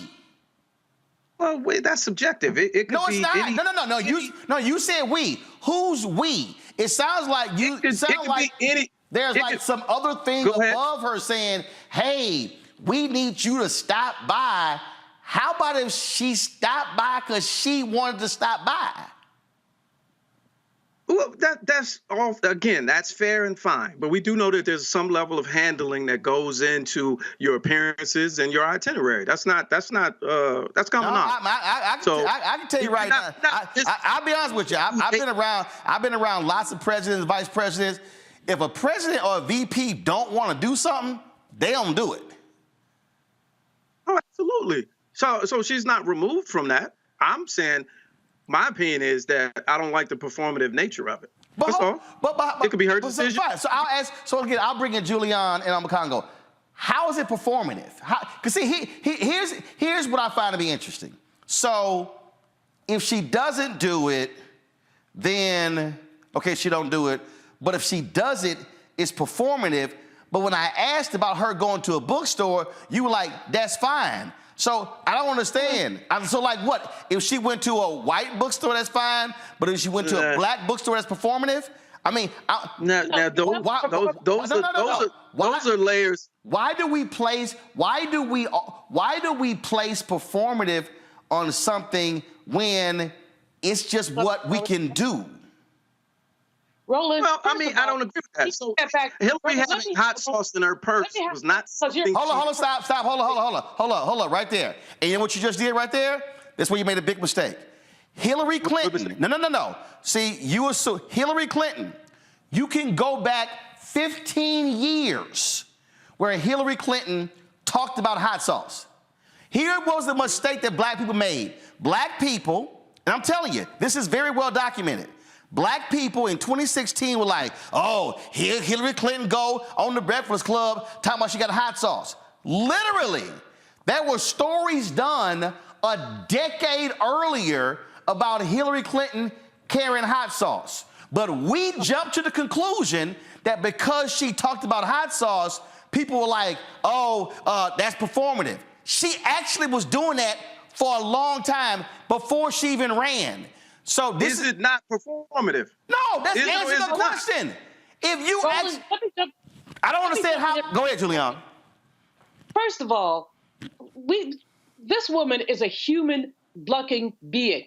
She likes football. She loves Howard. She went to a game. People are commenting about that. Why did she go to the game? Somebody put on Twitter or X or whatever the hell they call it, put on there, didn't she have anything better to do to go to a football game? She has a right to have fun. She has a right to eat food that she enjoys. There is nothing performative about being a human being, Brother, I don't know you, but I will tell you this. On this issue, you are but wrong.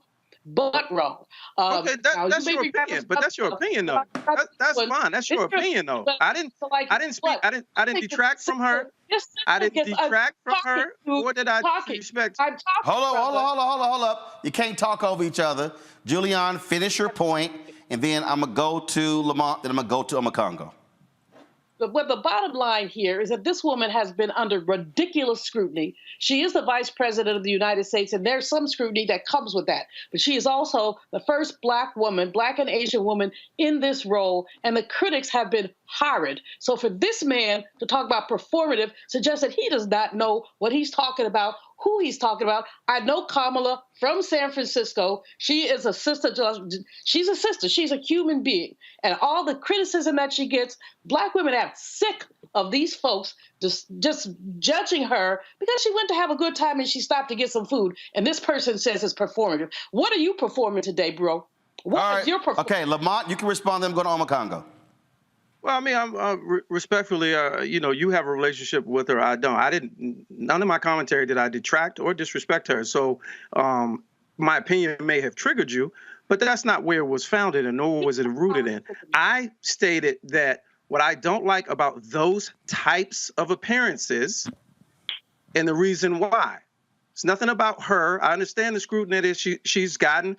She's not going to, she's going to catch heat no matter what she does. My original opinion of the appearance was I don't like when they do that. That was it. Everything else is there was no detraction. There was no disrespect. She's at the highest level.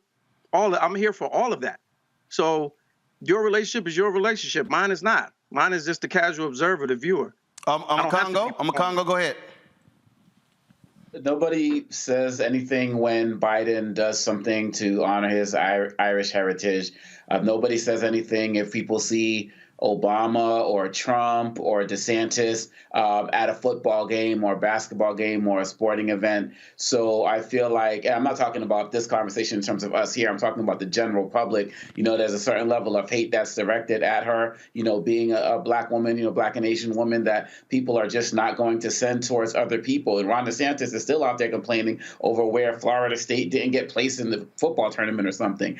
I love seeing Vice President Kamala Harris be out there and celebrate her Blackness. People talk about, oh, she's married to a Jewish person. That's a problem. Oh, when she was the DA, she targeted Black men. Like, they come up with all of these things to make it look like she doesn't love Black people. And so when she's out there celebrating Howard, room for Howard, y'all were at the hip hop party. Now, Roland, I'm sitting there watching y'all at the hip hop party, right? She could have just sat there, made her speech, said, we're going to honor 50 years, and called it a day. But actually, even with that, here's why I thought it was idiotic and stupid when people got mad that they called it performative, had the hip hop celebration.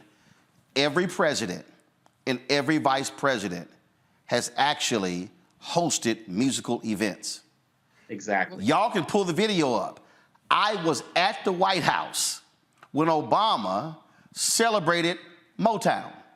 They had a musical performance in the East Room. I was in the room. Later, they had another celebration of gospel music.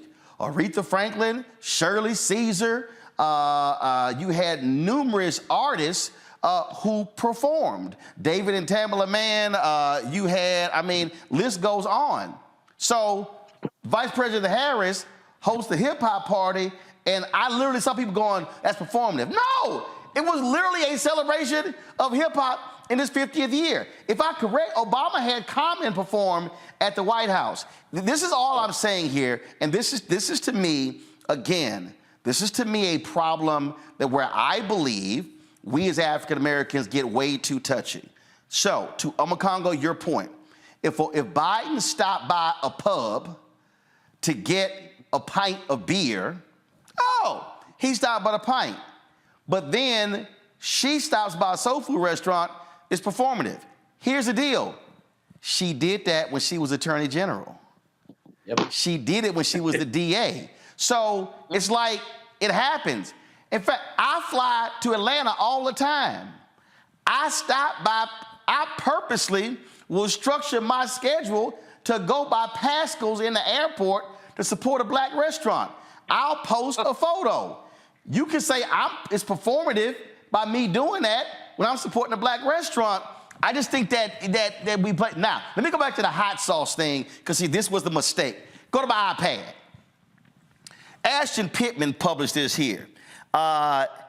2016, a host asked Hillary Clinton what's something she always has in her bag.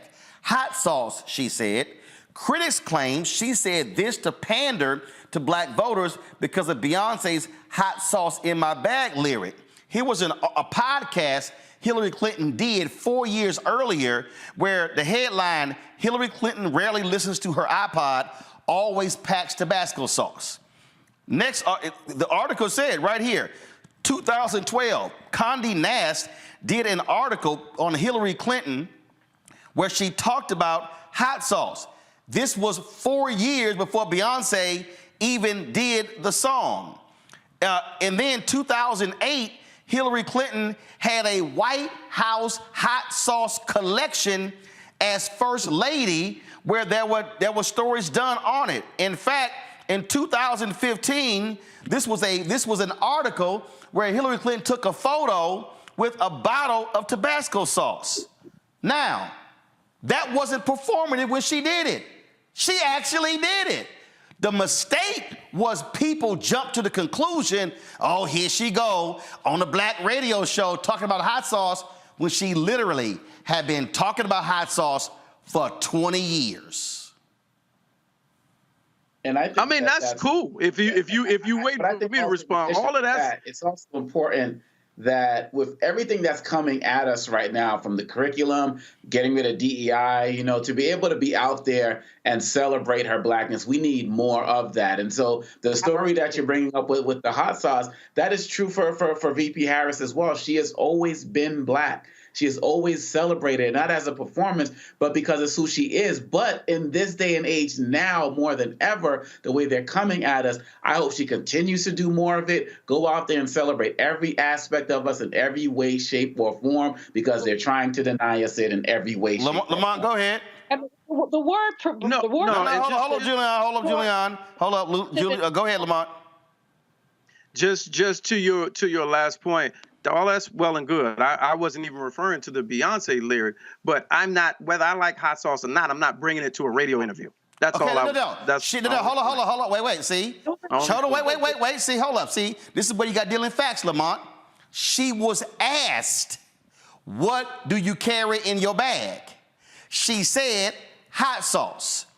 Everybody, I remember the story very well. People went, "Oh, I do too." She said it because of the Beyonce song. What I'm saying is, she literally has been carrying hot sauce for 20 years.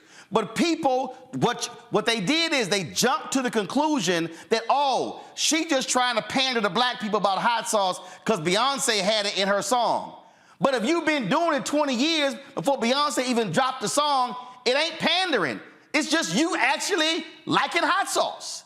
So the mistake is when we make assumptions and call something pandering when it's really what somebody actually does. Now, if there's a politician who ain't never gone to no black restaurant, ain't never done anything or whatever, and then you can do that. But here's the other thing that to me is hilarious. This shit is also called politics. The reality is, politicians, when you run for office, you go to places to get votes.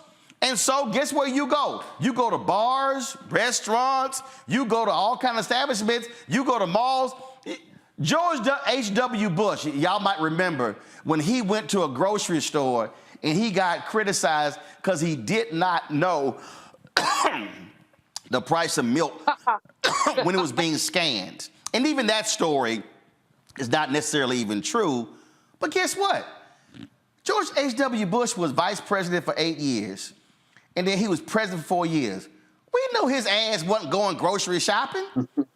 The last time he went grocery shopping, they literally had clerks manually writing up the prices. So so again, no, I appreciate her stopping by. And you know what? I hope Vice President Kamala Harris stopping by the Busy Bee does the same thing for them that Keith Lee does, stopping by some joints.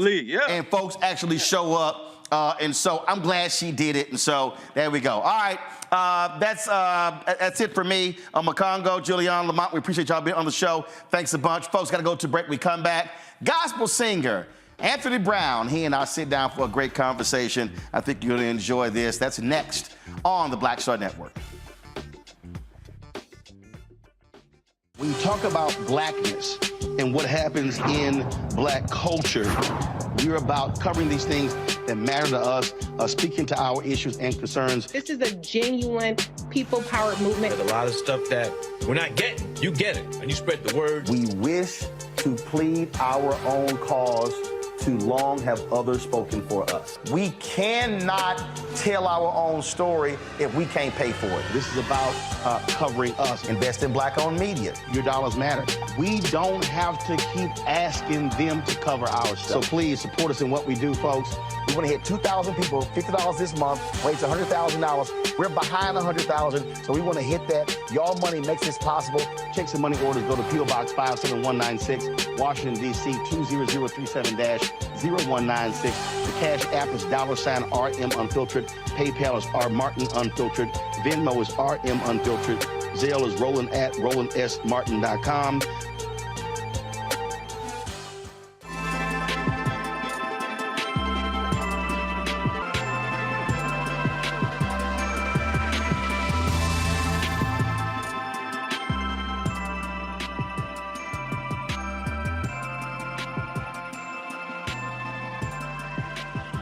Folks, Anthony Brown is one of the top stars in gospel music. He was one of the acts that participated in this fall's McDonald's Inspiration Gospel Celebration Tour. I had a chance to sit down with him in our Black Star Network studios, and here is our conversation.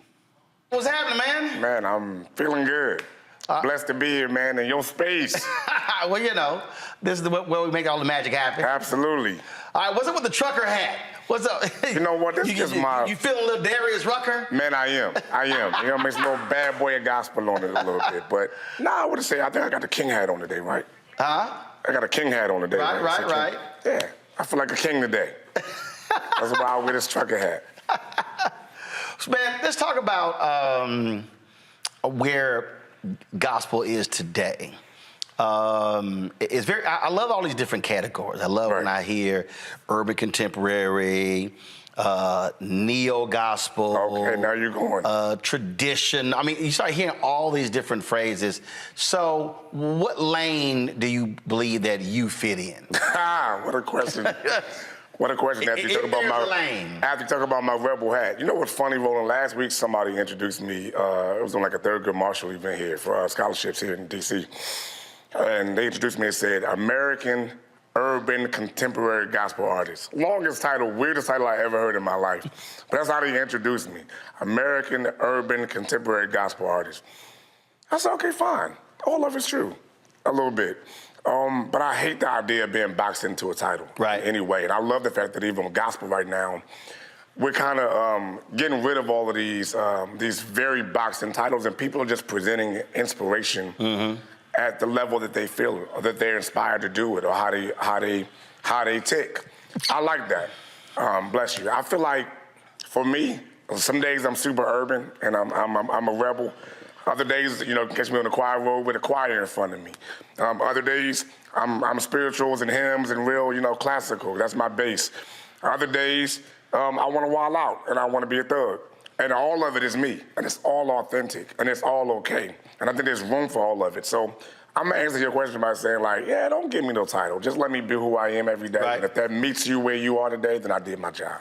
Well, I think it's always interesting when, if you go to a gospel concert, because you got the real traditional folk. You do. I mean, you got the elder on the front bench, church usher. Come on. Wearing the white gloves, walking in. The lap scarf. With on beat. You got those folks. It's my childhood. Then you got just a whole new generation that ain't tripping on wearing suits and big church hats, and they are praising and worshiping in a different way. Sure. And the reality is, you're supposed to meet folk where they are. 100%. And I think a lot of times, folks are driven away. Because of the boxes? Yeah. Because of the stigma? Because of the boxes, the rules. Absolutely. You can only do this, and you can only do this, and 100%. you can't do this. And so, to me, that limits, frankly, the gospel. Sure, no, 100%. You actually said something my mother says to me like every week when I go out. She says, Anthony, write songs that meet people where they live. And that's always been my thing from day one, Roland, is to write songs that meet people where they live. Well, now we are ministering to a generation that's like Jesus loves me and my tattoos. So some of them still want traditional, but there's a scripture in the Bible that I love the reference about this, where Paul said, I become all things to all men that I might save some. In other words, be as authentic as you are, and there's somebody who needs that, the way that you have it. I remember reading a story, and it was a guy, and he was ministering to bikers. And he was talking about how I approach them. He said, I can't approach them sitting there quoting scripture and hitting them left and right. And it was how he dressed. He also was on the bike as well. Yeah. People were like, oh my goodness. There you go. Like, how dare you? And he said, I'm sorry, me having a leather jacket on and riding this motorcycle, and yes, on the outward, oh my goodness, you're just this wild rebel. He said, no. I know him on the inside. And it was an amazing story, because he said, if I'm trying to reach that person, absolutely, I have to do so in a way where they are comfortable with me, as opposed to me trying to approach them and making them uncomfortable. Absolutely. He who wins souls is wise. You know, the audiences that I've been blessed to be a part of are like the ones you just described. Like, I'm a son of a Baptist preacher. So church is what I know.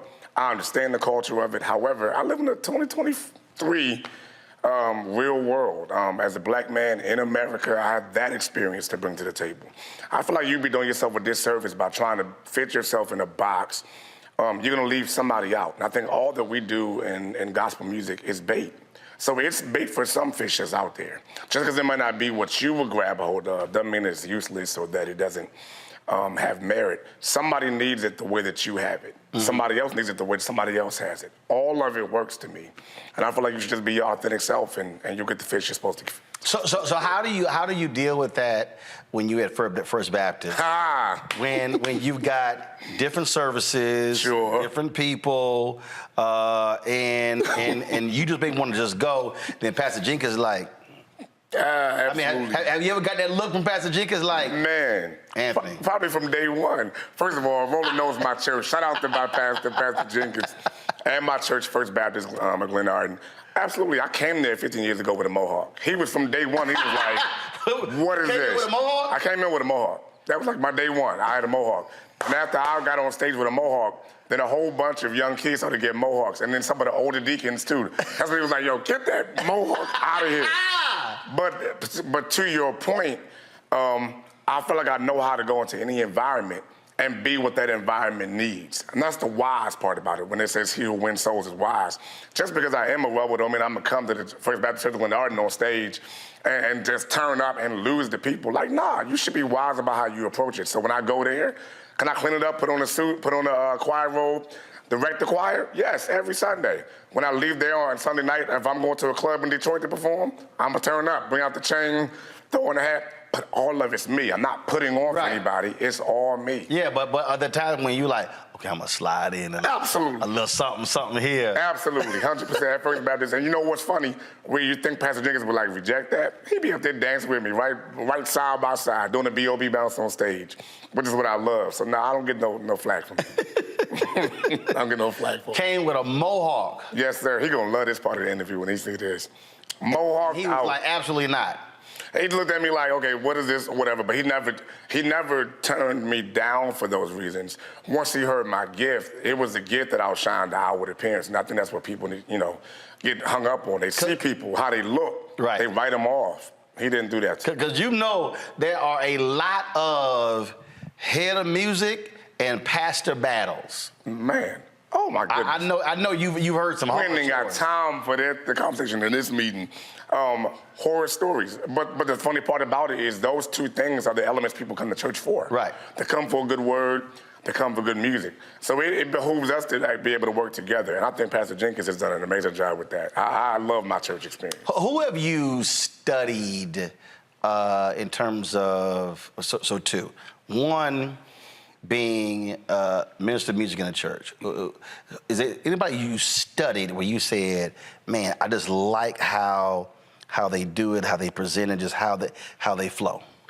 Absolutely. One of my biggest inspirations in that realm is Marette Brown Clark. She's a gospel artist as well.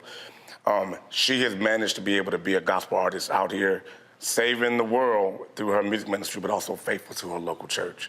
For me, that was always important, Roland. I always wanted to feel like I had, I know I have a local call to my local assembly and a global call. You don't see a lot of examples of people who can do both or that even think both are important, but I don't think I would want to have one without the other. I think people who have the global call part down don't have the anchor of a pastor, a leader, and a solid foundation at home that I think sometimes is necessary to make sure you don't go too far out there. Mm-hmm. Then on the flip side, having a local church is great for me, so that when I do go out there and I do my global call, I know there's always somebody back at home. If they reject me, if they hate me, if they don't like what I did tonight, when I go back home, it's gonna be like cheers, where everybody knows your name. I'm back home. You know what I mean? Now on the global call, who have you really liked, admired, either growing up or even present day, where you said, I vibe with that person? So I think, what people call the GOAT in gospel, of course, is a great example. Kirk Franklin is definitely one of the greatest to ever do it. And he's seemed to be able to be relevant in the culture, but still be undeniably who he is as a Christian, as a believer. Very authentic. I think that I love that. When it comes to presentation, I think Donald Lawrence is like the most classic picture of just being true to your art. Like, he's been my biggest inspiration when it comes to just being true to your art. Like, you know, the trends of music come and go, but if this is who you are, be that. Know that there's an audience that loves that. He's the consistent, like, bar for that to me. So I would throw out those two names for sure. How important is it to be a student of the craft?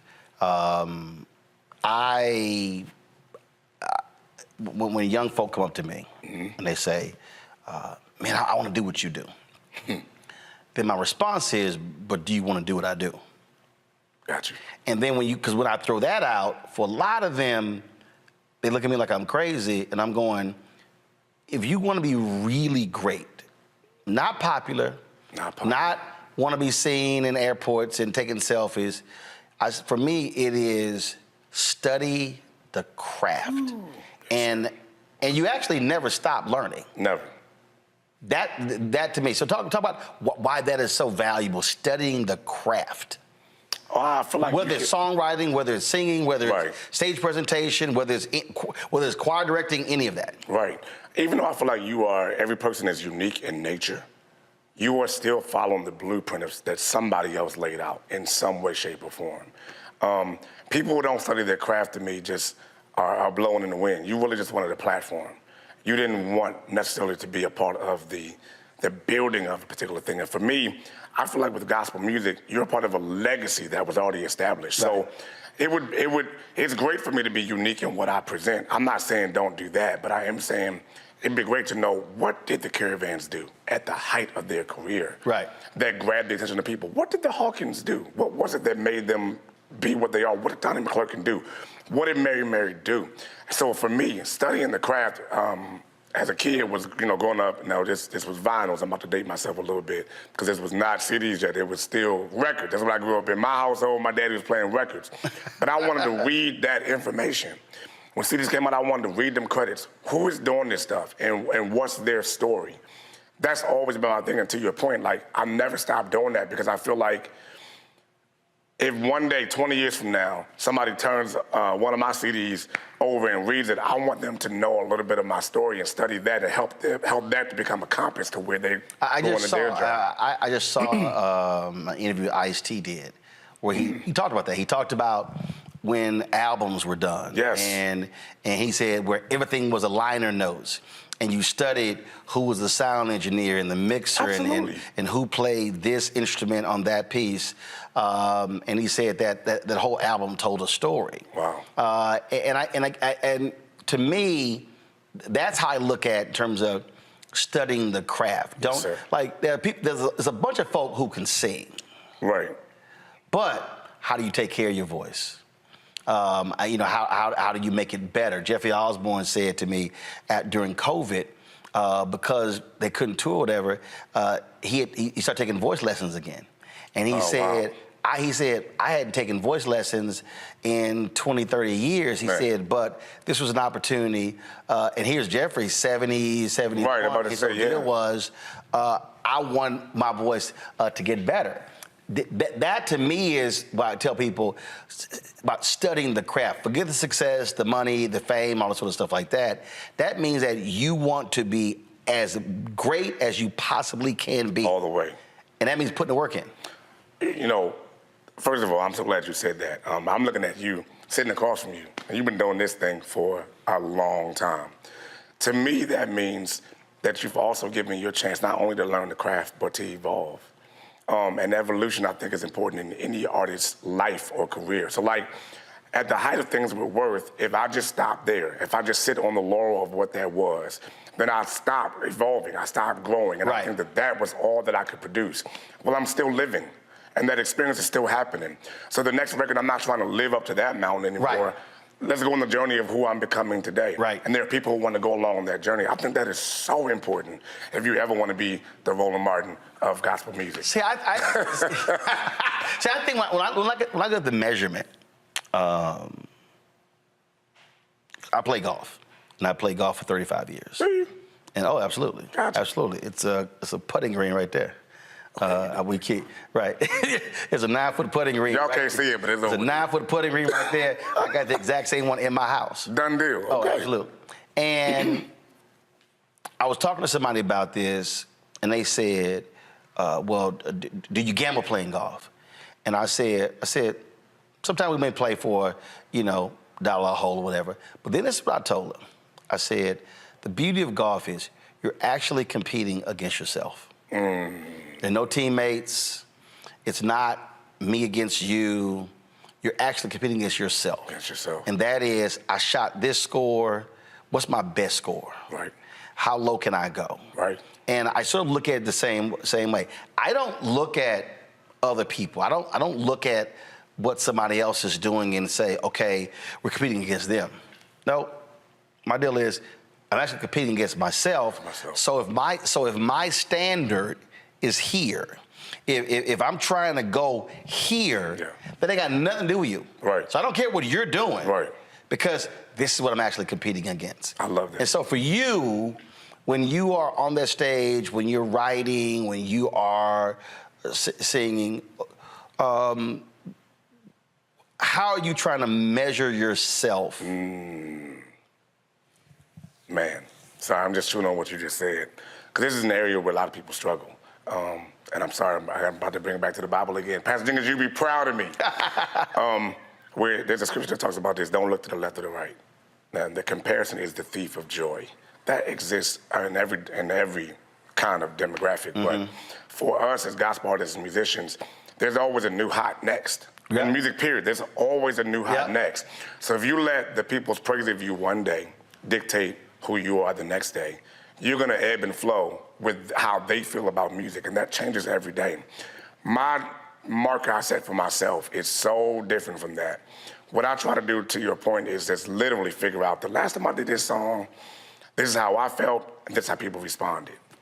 What can you do differently about this song to grab a hold of another person in that audience? I think we were just together at one of the tour stops, and the people my goal is this, here's my goal. How can I create this song, this moment, this thought in music in such a way that you take it and you own it and it becomes yours? So if every time that I sing songs that God has given me, I have to be the one to deliver the message, then I feel like that's my marker. I'm trying to figure out for you to sing this song like it's yours, and let me just stand there and let you have your moment. So when y'all did your hit song, what I got that? I'm gonna turn up. You were trying to move on. Was I ever? And I was done. When you done? They was not finished. They like, we ain't done. The song is theirs. It's their experience, it's their life. It met them where they live, like my mother said. And for me, that's an indicator that I'm hearing my assignment right. Now you could have stopped it. Because again, and I've seen some artists who are like, look, I got other stuff I want to sing, I want to go on. Right. To me, it's akin to if you are a preacher, and I saw this once, actually I've seen it a couple times, where the praise and worship was so powerful that the preacher never got to the sermon. Now, that takes an egoless person. Talk, sir. To go, the moment is so powerful that it ain't about me and my sermon. That what I need to do is flow in the Spirit, and wherever it takes me, that's where we go, as opposed to me shutting it down. And then now trying to go here, and I may never be able to recapture that moment. That, to me, I think also happens if you're on stage. 100%. And for us, if I'm a servant, that if you're getting what you need, then that was the goal. If you're getting what you need, then that was the goal. So that day, I think we had maybe 3 or 4 songs to do. We only got through 2.5. But the people who came, what they needed was that. And I'll make sure they got it. Go ahead and drink from that. If we're there and you're getting what you need, drink from that.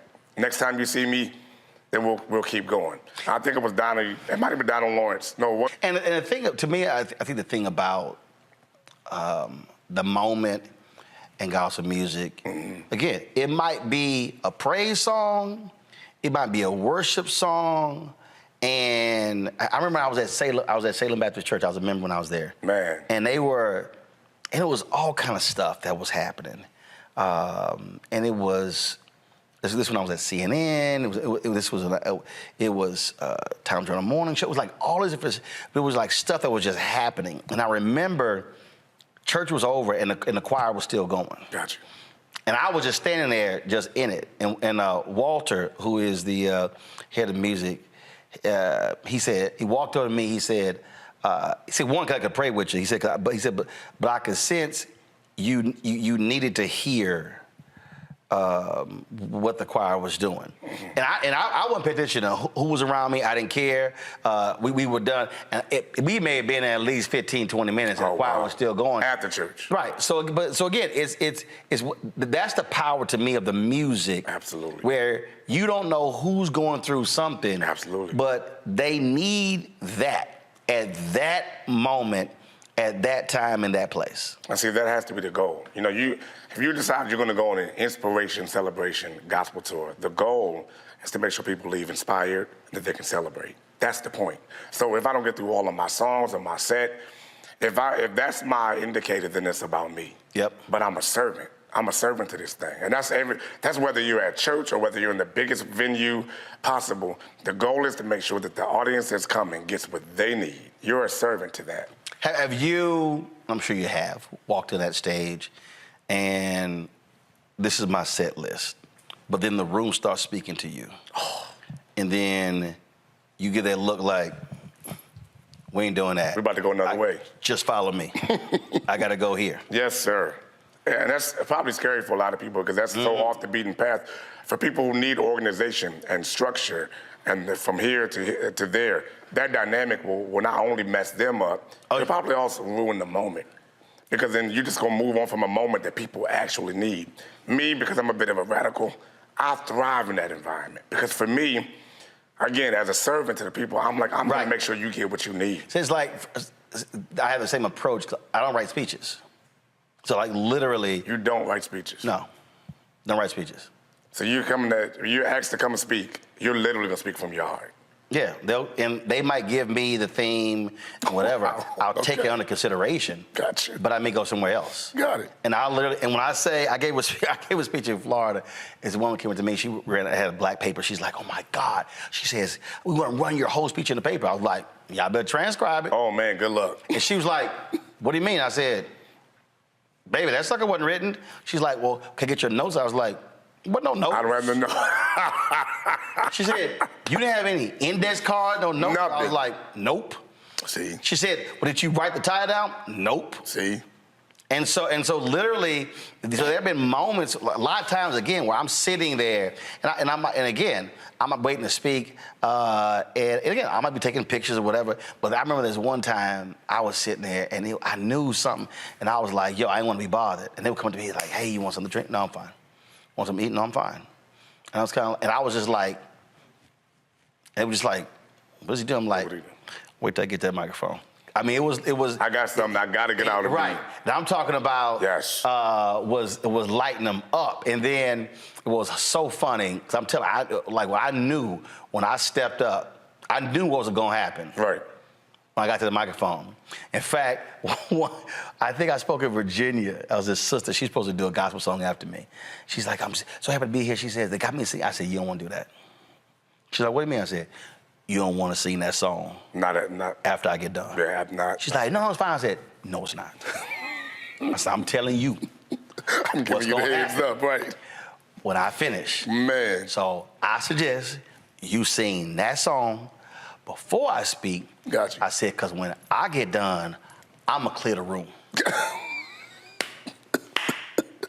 But see, that's the confidence of knowing. And that was just like, I'm just letting you know. Absolutely. I mean, so I knew it was like, I was like, I'm telling you. So she sang before I did. She did it before. She sang before. Okay. And it was over. She like, "Man, I'm so glad you."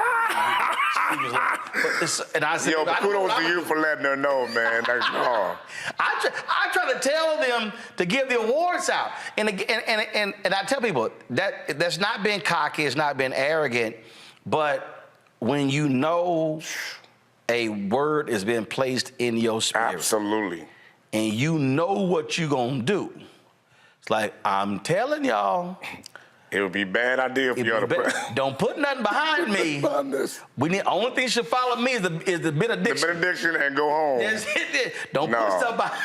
But you know what?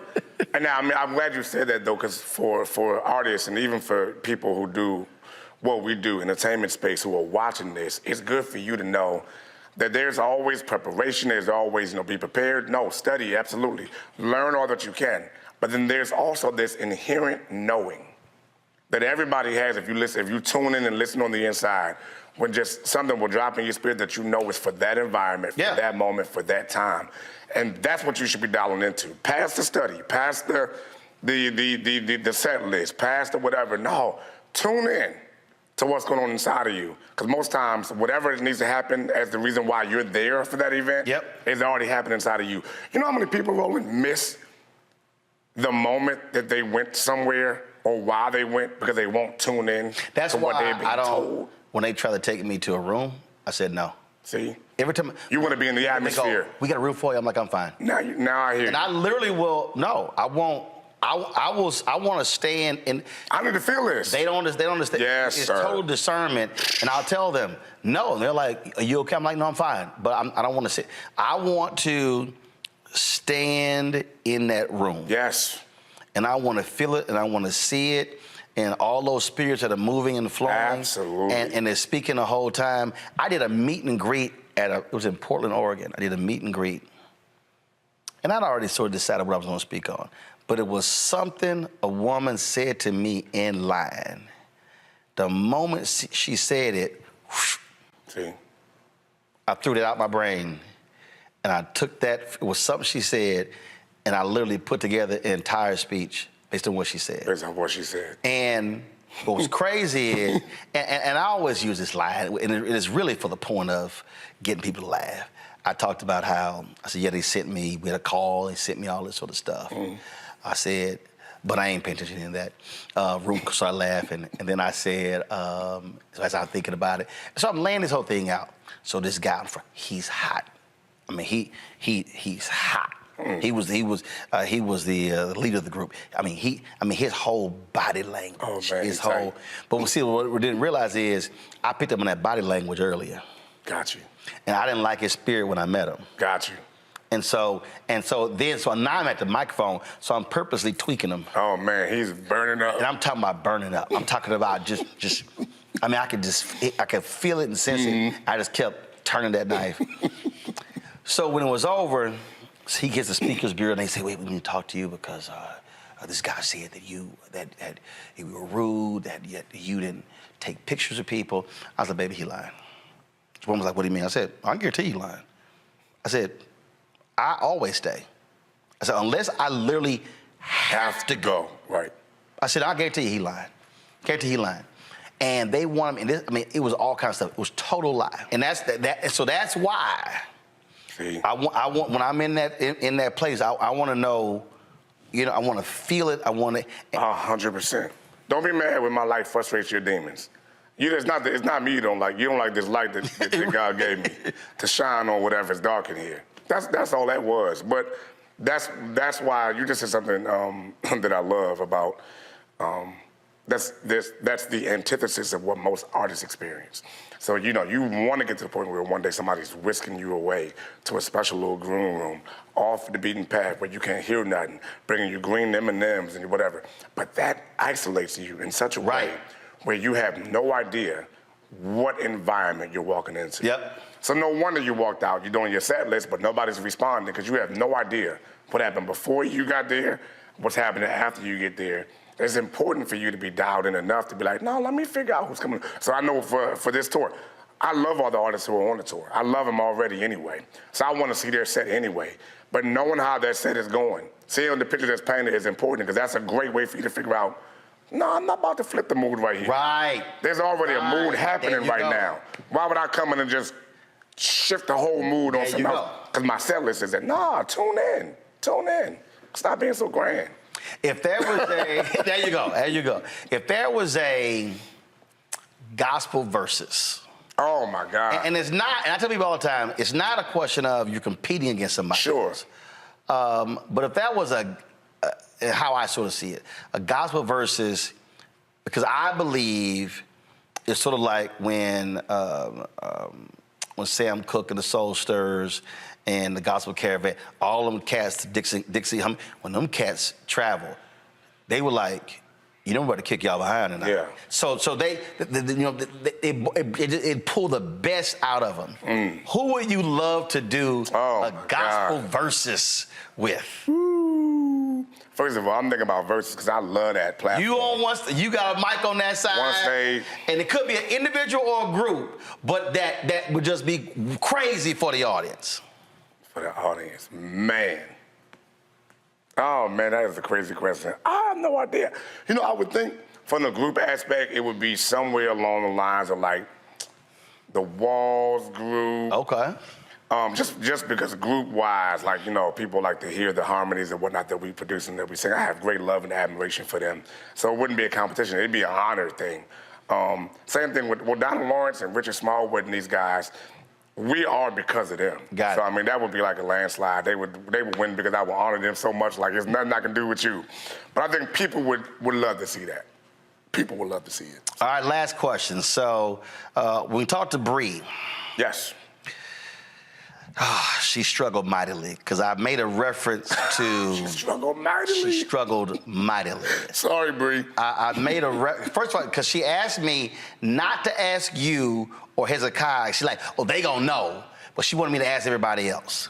Okay. And some other people failed the same test, so I'm holding Bree's black card right now. Okay, very good. It's in review status. Because I was talking and I made a reference to Commodores and Zoom. And she had no idea what I was talking about. Like she didn't know what the Commodores were at all? No, she didn't know she ain't never heard of Zoom. She didn't know that. Okay. Then I said Lionel Richie. She thought I meant Little Richard. That's not true. Straight. Roll the clip. No, Frank, go ahead.